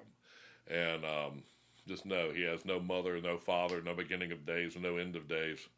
And Mr. Morris, my husband, stole my Bible, but it helps him with this class, and like to borrow, not have. I tell you what, Mr. Morris, he's got Bible, and it's just one of those big Bibles. And me and him, have you gone through there, Mr. Morris, and seen some of those things in the Maccabees where it tells the Maccabees built pyramids outside of Jerusalem? It's in the first book of Maccabees, and in the first chapter, it talks about, hey, honey, hey, there's my wife, y'all, pretty mama. Hey, say hey to Mama Bear for me. I hope she feels better. Tell me, Mr. Morris, if you've seen that where it talks about Alexander the Great in the very first chapter, right there, GG8 pack. We are praying. You have not, Mr. Morris, right there in the beginning of the first book of Maccabees. In the first chapter, it talks about Alexander the Great. And then I think in the first chapter, it goes through to like verse 52, and it talks about them building pyramids and all kinds of stuff right outside of Jerusalem in a city called Modin, and that it's there until this day, and Modin is there until this day. And I hope that Mama feels better, and she's just absolutely awesome. And it's pretty interesting to find some of the wording in that old Bible. It's a little difficult to flip through because of it being 12 pounds. But I think some of the things that they include in the Apocrypha are things that, tell you that the Maccabees, man, they were just stone masons, bro. They built pyramids and they built all kinds of sculptures and ships that could be seen from the coast. And they're at 20 miles outside of Jerusalem. And they were the first people that have built any of that stuff. So, not some of the first people, but when the Jews say, we weren't masons, y'all were walking around calling everybody master this and master that, building pyramids and all that stuff. And how do you feel about old Masonic Bibles? I don't got anything to do with the Masons. You raise a tool upon it and you have polluted it. The Masons, when you build the Tower of Babel out of bricks, that person that is assembling those bricks, those are masons. And I'm not kicking. I know some wonderful people that are brick masons and all that stuff. But when you join some little club and you decide that you're not even a mason there to learn a trade or anything, you're just following something that is the oldest fraternity, and they're not the oldest fraternity of men. The oldest fraternity of men are the fallen angels that descended onto Mount Hermon and swore and bound themselves by mutual imprecations upon it. And that's why they named it Mount Hermon. And there were 20 of them, and they were leaders of 10. And there were 200 in all that descended that day onto Mount Hermon and decided that they would do this thing together. And they are the oldest fraternity, and they bound themselves. It is on the 33rd degree. And ironically, the 33rd degree of Freemasonry is the highest thing that you can achieve. So, there's that. And the Masons, they're all about that. So this all their little things that they want to try to achieve. I can show you my map that I did, and it's an interesting thing that I put in it right here. Let me see. I want to tell you something about 2030. It says that whenever we're given this many weeks for the transgressions to be finished against Jerusalem, that ends up being 2031. And then it says we're given 69 weeks of years. And I'll go through this math in just a minute about how those weeks of years. But it says right here into 2024 is where that ends, in that first period right there in the 69 weeks of years. So just know that from the going forth of the rebuilding of the wall of Jerusalem, which is exactly what it says in Daniel chapter 9, from the going forth, there will be 69 weeks. And the Messiah will be cut short at that point, and that he will serve them for one more week. But just look right here. That's when Solomon rebuilt the walls of Jerusalem and closed in the eastern gate. And that was exactly right there in 1541. So that chart sort of brings you over to 2024, and that's when the judgment is ultimately set for 7 years later. But I just want you to know that his presidency ends in 2029, okay, at the end of it. So that will be the last time you'll ever get to say that, which is could be a good or a bad thing. I could care less. But just know that we're all changed at that, and the trumpet will sound. I just want you to know that at 2029, when he checks out, I just want you to know who has an agenda for you. And these people do. And I have their little map right here. They have the 2030 agenda. and they had that all ready for you. I'll show you some of the stuff real quick. They plan on, they've all this loaded in for that you can read it. You can go online.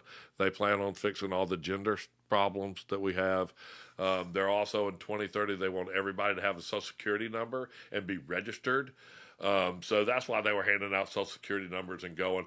They have a plan. So after the last Trump in 2029, the UN that has a base on top of Mount Hermon, exactly on the 33rd degree, has an agenda for you.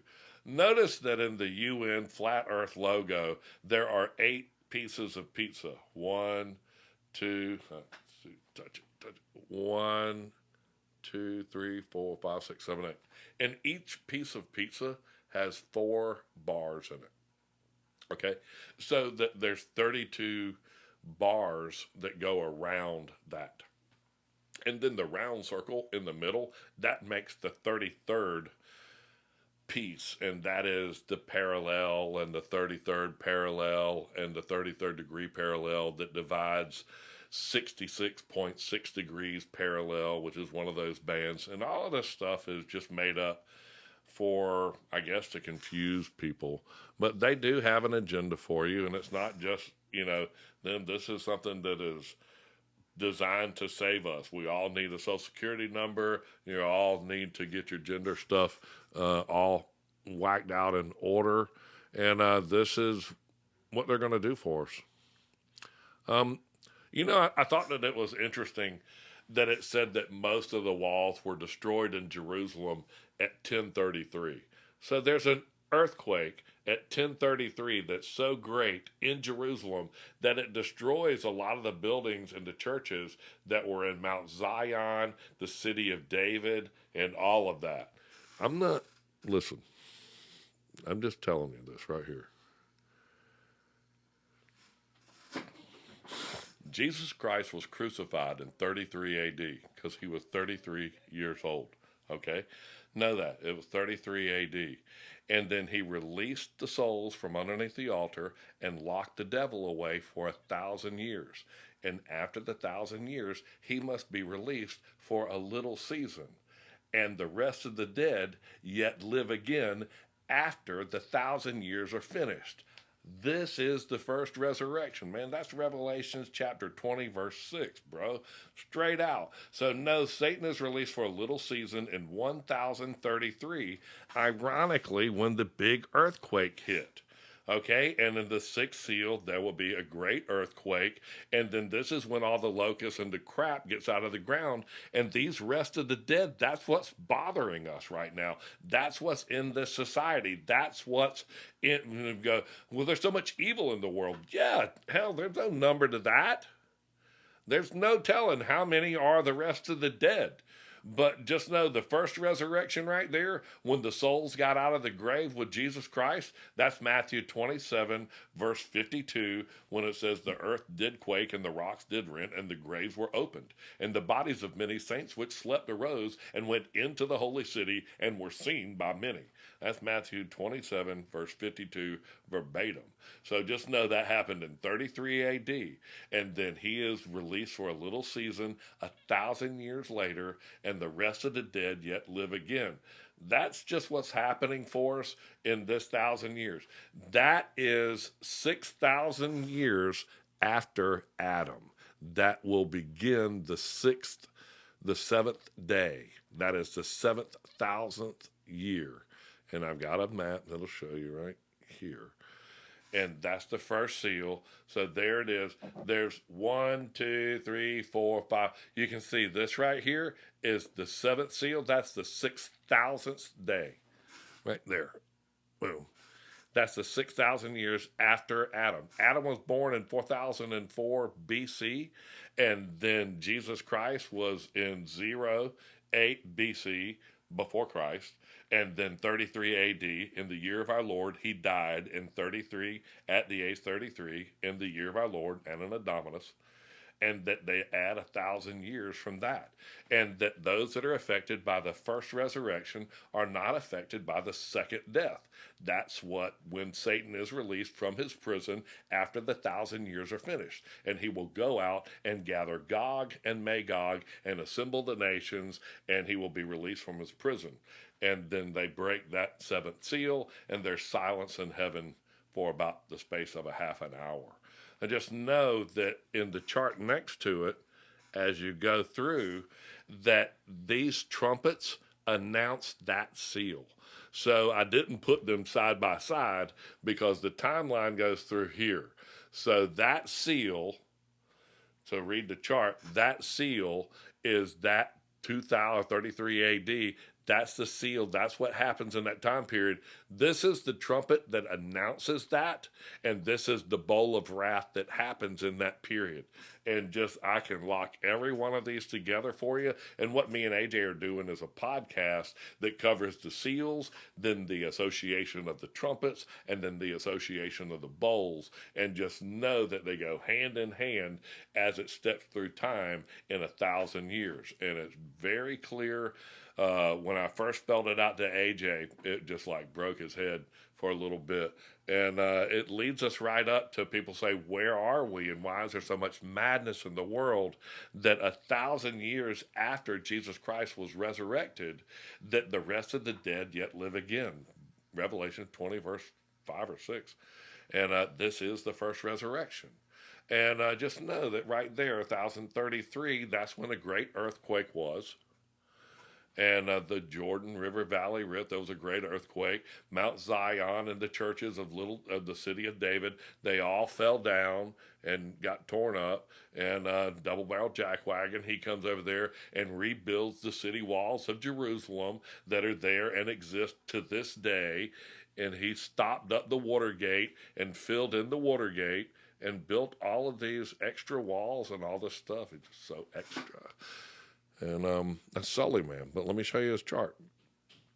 And it said that we're given 70 weeks for the transgression from the going forth of the building. So he sealed up the eastern gate right here. And then we're given 70 weeks of years, which a week of years is 7 years. So 70 weeks of years is 70 times 7 is 490.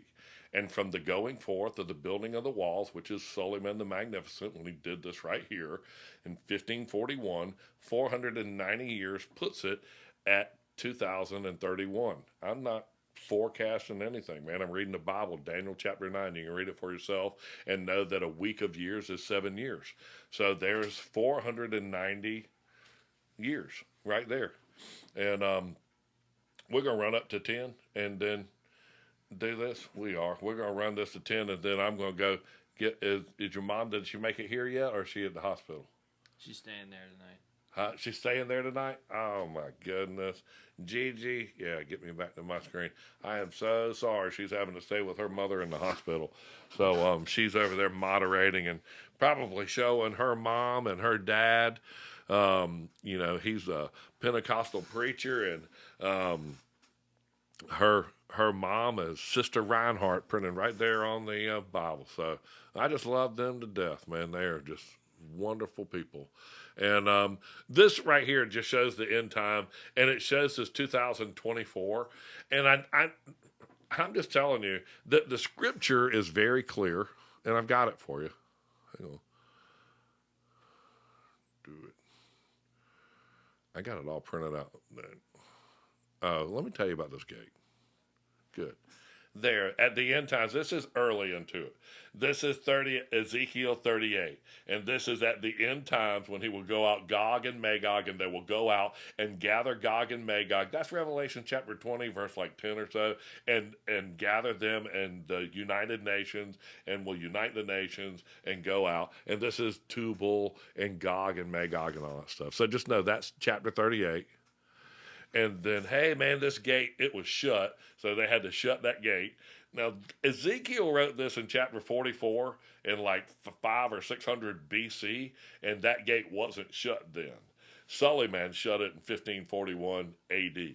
But just know that in the end times, in chapter 47 of Ezekiel, it says that the door of the house that issue out from underneath the threshold of the house eastward, the eastern gate, the same one that Suleiman sealed shut with bricks, is the forefront of the house faced towards the east, and the temple faces towards the east, and that water will run from underneath the altar on the right side and go over the valley of dead bones and make the bones live again and go into the Dead Sea. So it's going to come out from underneath the threshold right there and go over the valley of dead bones, which is the Kidron Valley, and it will go into the Dead Sea and make the sea live again. Now, this chart that I put up there is really cool, but I want to show you something. There's the chart, and there's this little picture, and when you download the PDF, you can zoom into it, and let me show you what that picture looks like. And it shows the Dead Sea like living again and all. It's right up here. I include all this stuff in these charts. So I want you to know that when you zoom into it, you can see all this stuff. And I'm going to zoom right into Jerusalem. And this is one of the only times you're going to see the Mount of Olives ever split. But it's because the water that are going to issue out of the eastern gate right there. And it is getting closer. You can see it right out of the side of Jerusalem coming out of the eastern gate.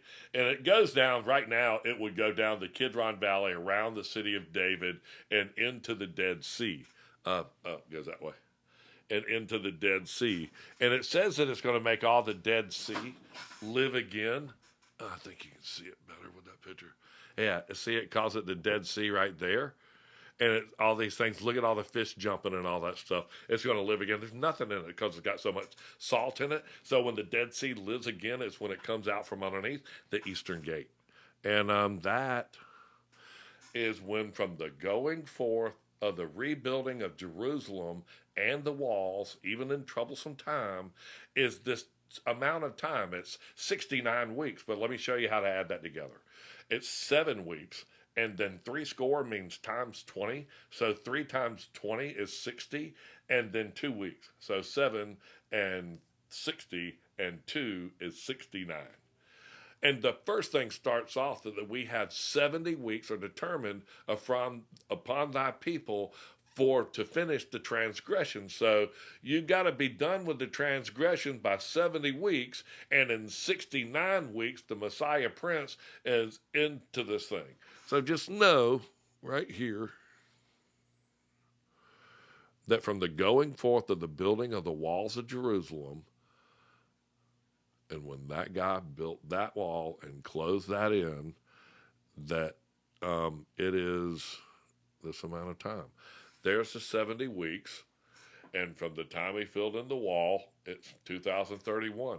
It says that the Messiah Prince will be released right here, and in that 69 weeks, and right there, 2024, that's when things started to change, man. That's when all the little stuff got on their side during this last administration of this particular person that is just setting off sound waves. So I'm not really believing a lot of the things that I hear. All of a sudden, this client list just goes woof and blows away. Thank you so much for the gifts. I certainly appreciate that.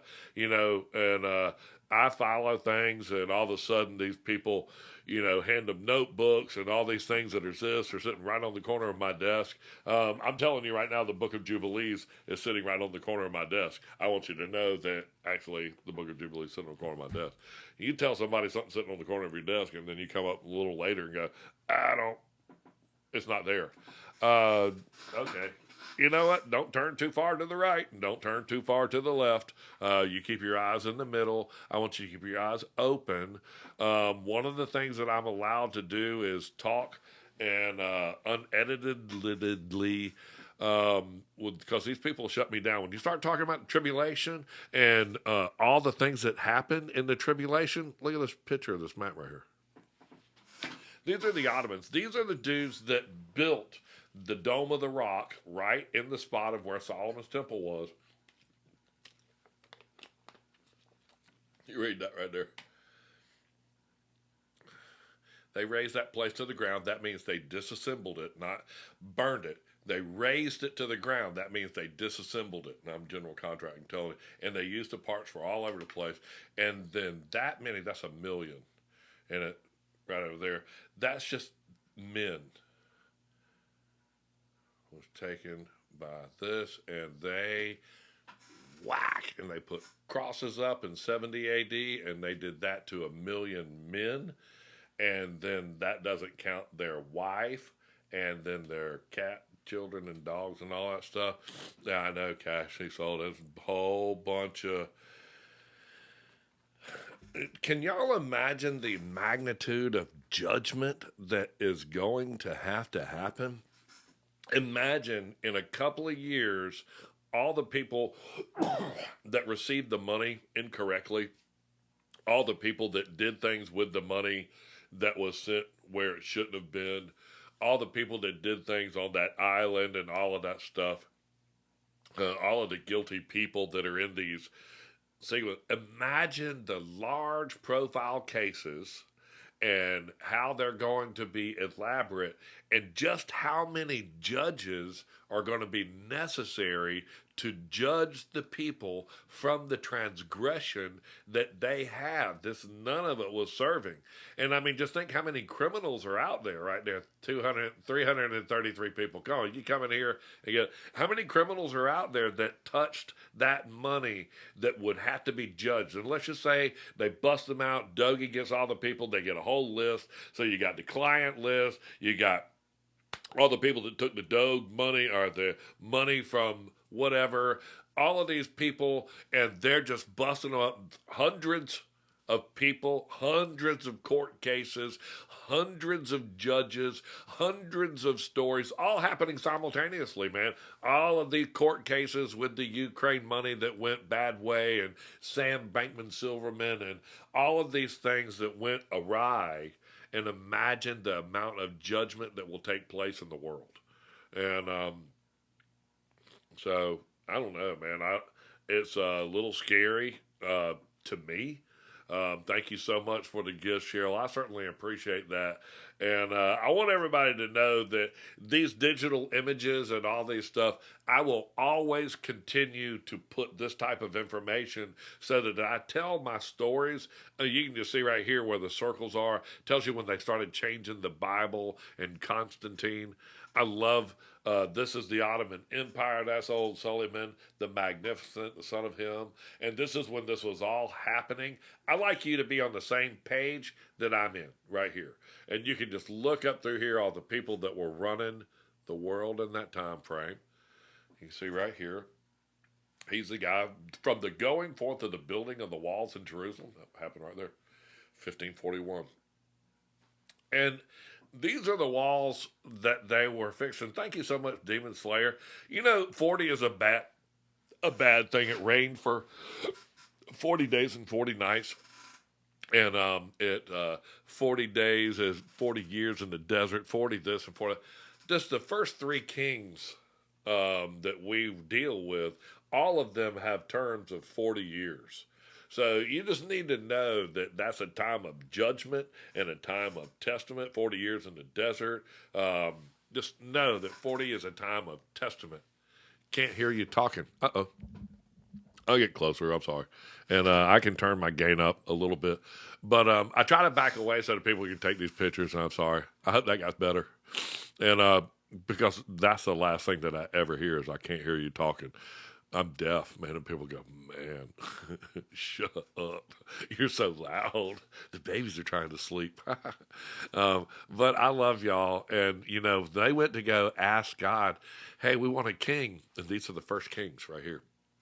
And he said, you don't want a king, man. The king's going to take away your children and is going to take your daughters and tax you and take away all your stuff. And they said, no, man, we want a king. Really, we do. And they said, all right, bro. So they got their first king for 40 years. David, he comes in as a king for 40 years. And then this guy is anointed king. Anointed means, the word in Hebrew means Messiah. Know that. Anointed in Hebrew means Messiah, and in Greek means Christos or Christ. I love the Father with all thy heart, mind, and soul. Oh, thank you so much. That's my favorite prayer. And just know that these dudes that were anointed right here, to say that word anointed in Hebrew, you would have said Messiah. And then to say the word anointed in Greek, you would have said Christ. So just know that these dudes were the anointed slash Messiah slash Christ, the first kings. And bro just like lived up here, man. This bro, he slayed the lame and the blind that were hated of his soul, climbed up on top of Mount Zion. I don't know who told him that was a good idea. Hey, no, man, you build a temple down here with the rest of us, and you and your sword, because you're pretty cool with that thing. Nah, you go live on Mount Zion. Yeah, write a book, man. And it's just funny that Jesus, every time he rebuked people, he corrected them with the book of Psalms. And they said, who is the Christ? And they said, surely it is the son of David. He says, how can it be the son of David when he sits at his own right hand? How is he going to call himself Lord? And he quoted him the 110th Psalm. Thank you so much for the gift, Bumpy Bo. I certainly appreciate that.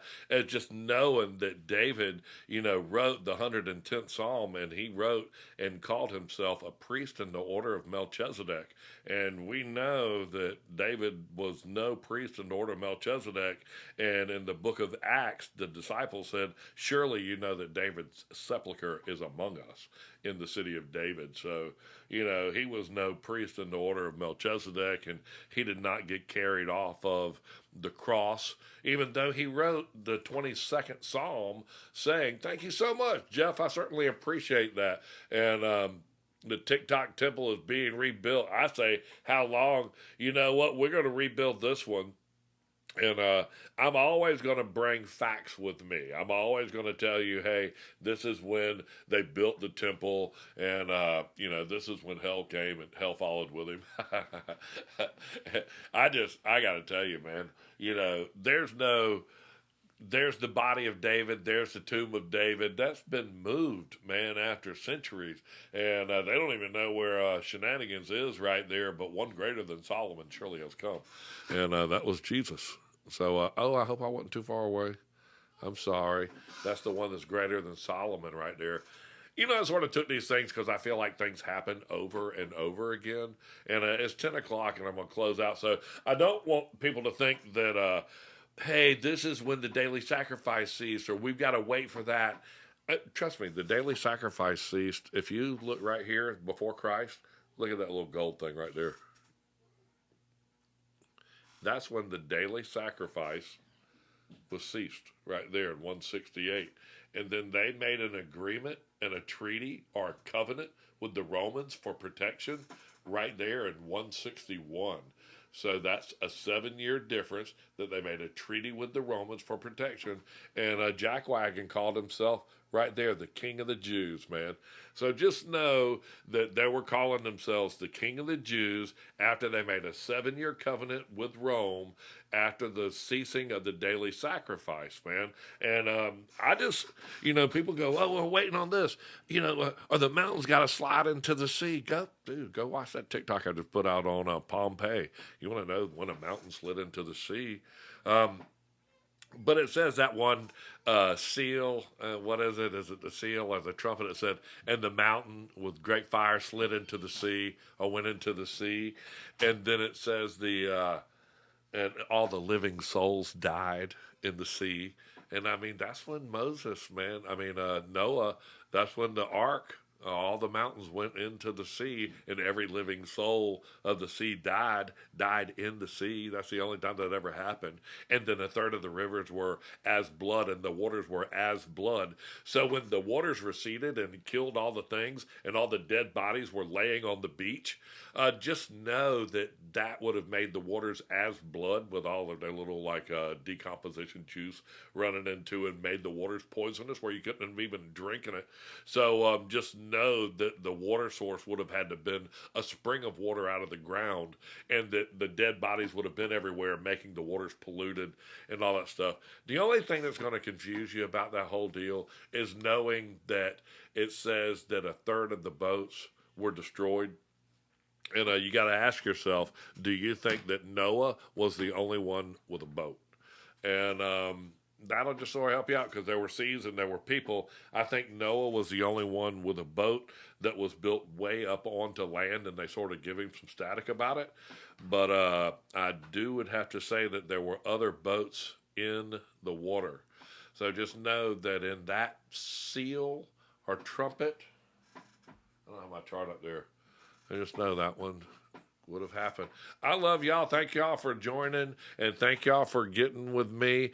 Make sure to go get on that page right there because that's going to be there for a long time. It's owned by an American company, and they are right here in America. It won't go anywhere. You can click on that link tree right there, and then you can go to that. There's all my work, but that right there is that American-owned company by two American men in America. It won't go anywhere, and that may be why they named it something like that. But all of my work is right there, and it pops up right there, and you can see how many people have hit over the last just couple of days. Hundreds of people are click, click, click going, and you can see all of my work, which is right there. All of my long-form content, all of my audio books, any of the stuff that I'm reading.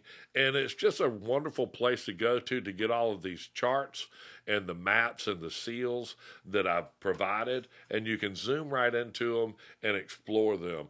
All of these maps that I show you, the pictures, the study guides, they're all right there. So I want you to go enjoy that.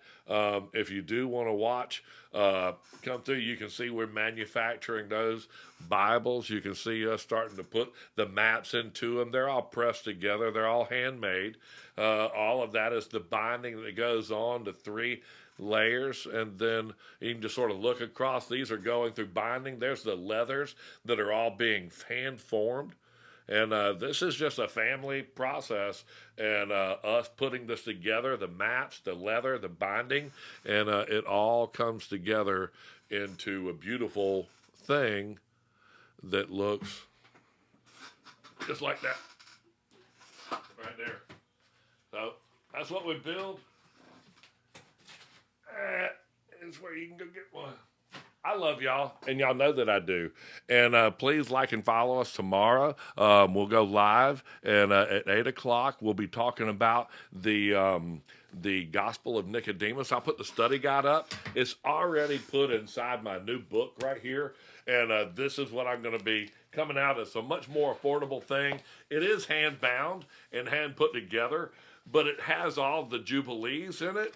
It has the book of Enoch in it, and it has the Gospel of Nicodemus in it, and we'll be reading out of that. So those 3 books are in there, Jubilees, Enoch, and the Gospel of Nicodemus / Acts of Pilate.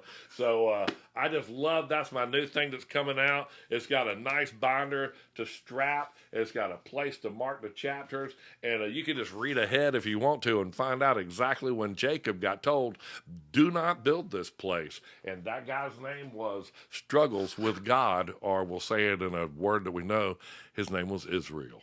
So I love y'all. Thank you so much, Mr. Morris. Go to his site right there on my link tree, and it says the trumpet tees. Mr. Morris is the one that makes these tees. They're just amazing.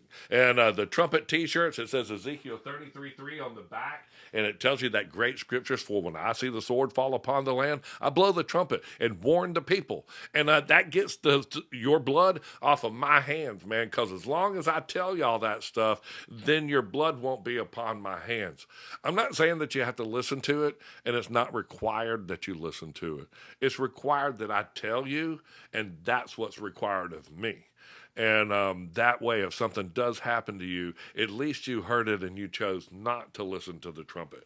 And but if you do listen to the trumpet and you pay attention, it will deliver your soul. And you can read that in Ezekiel chapter 33.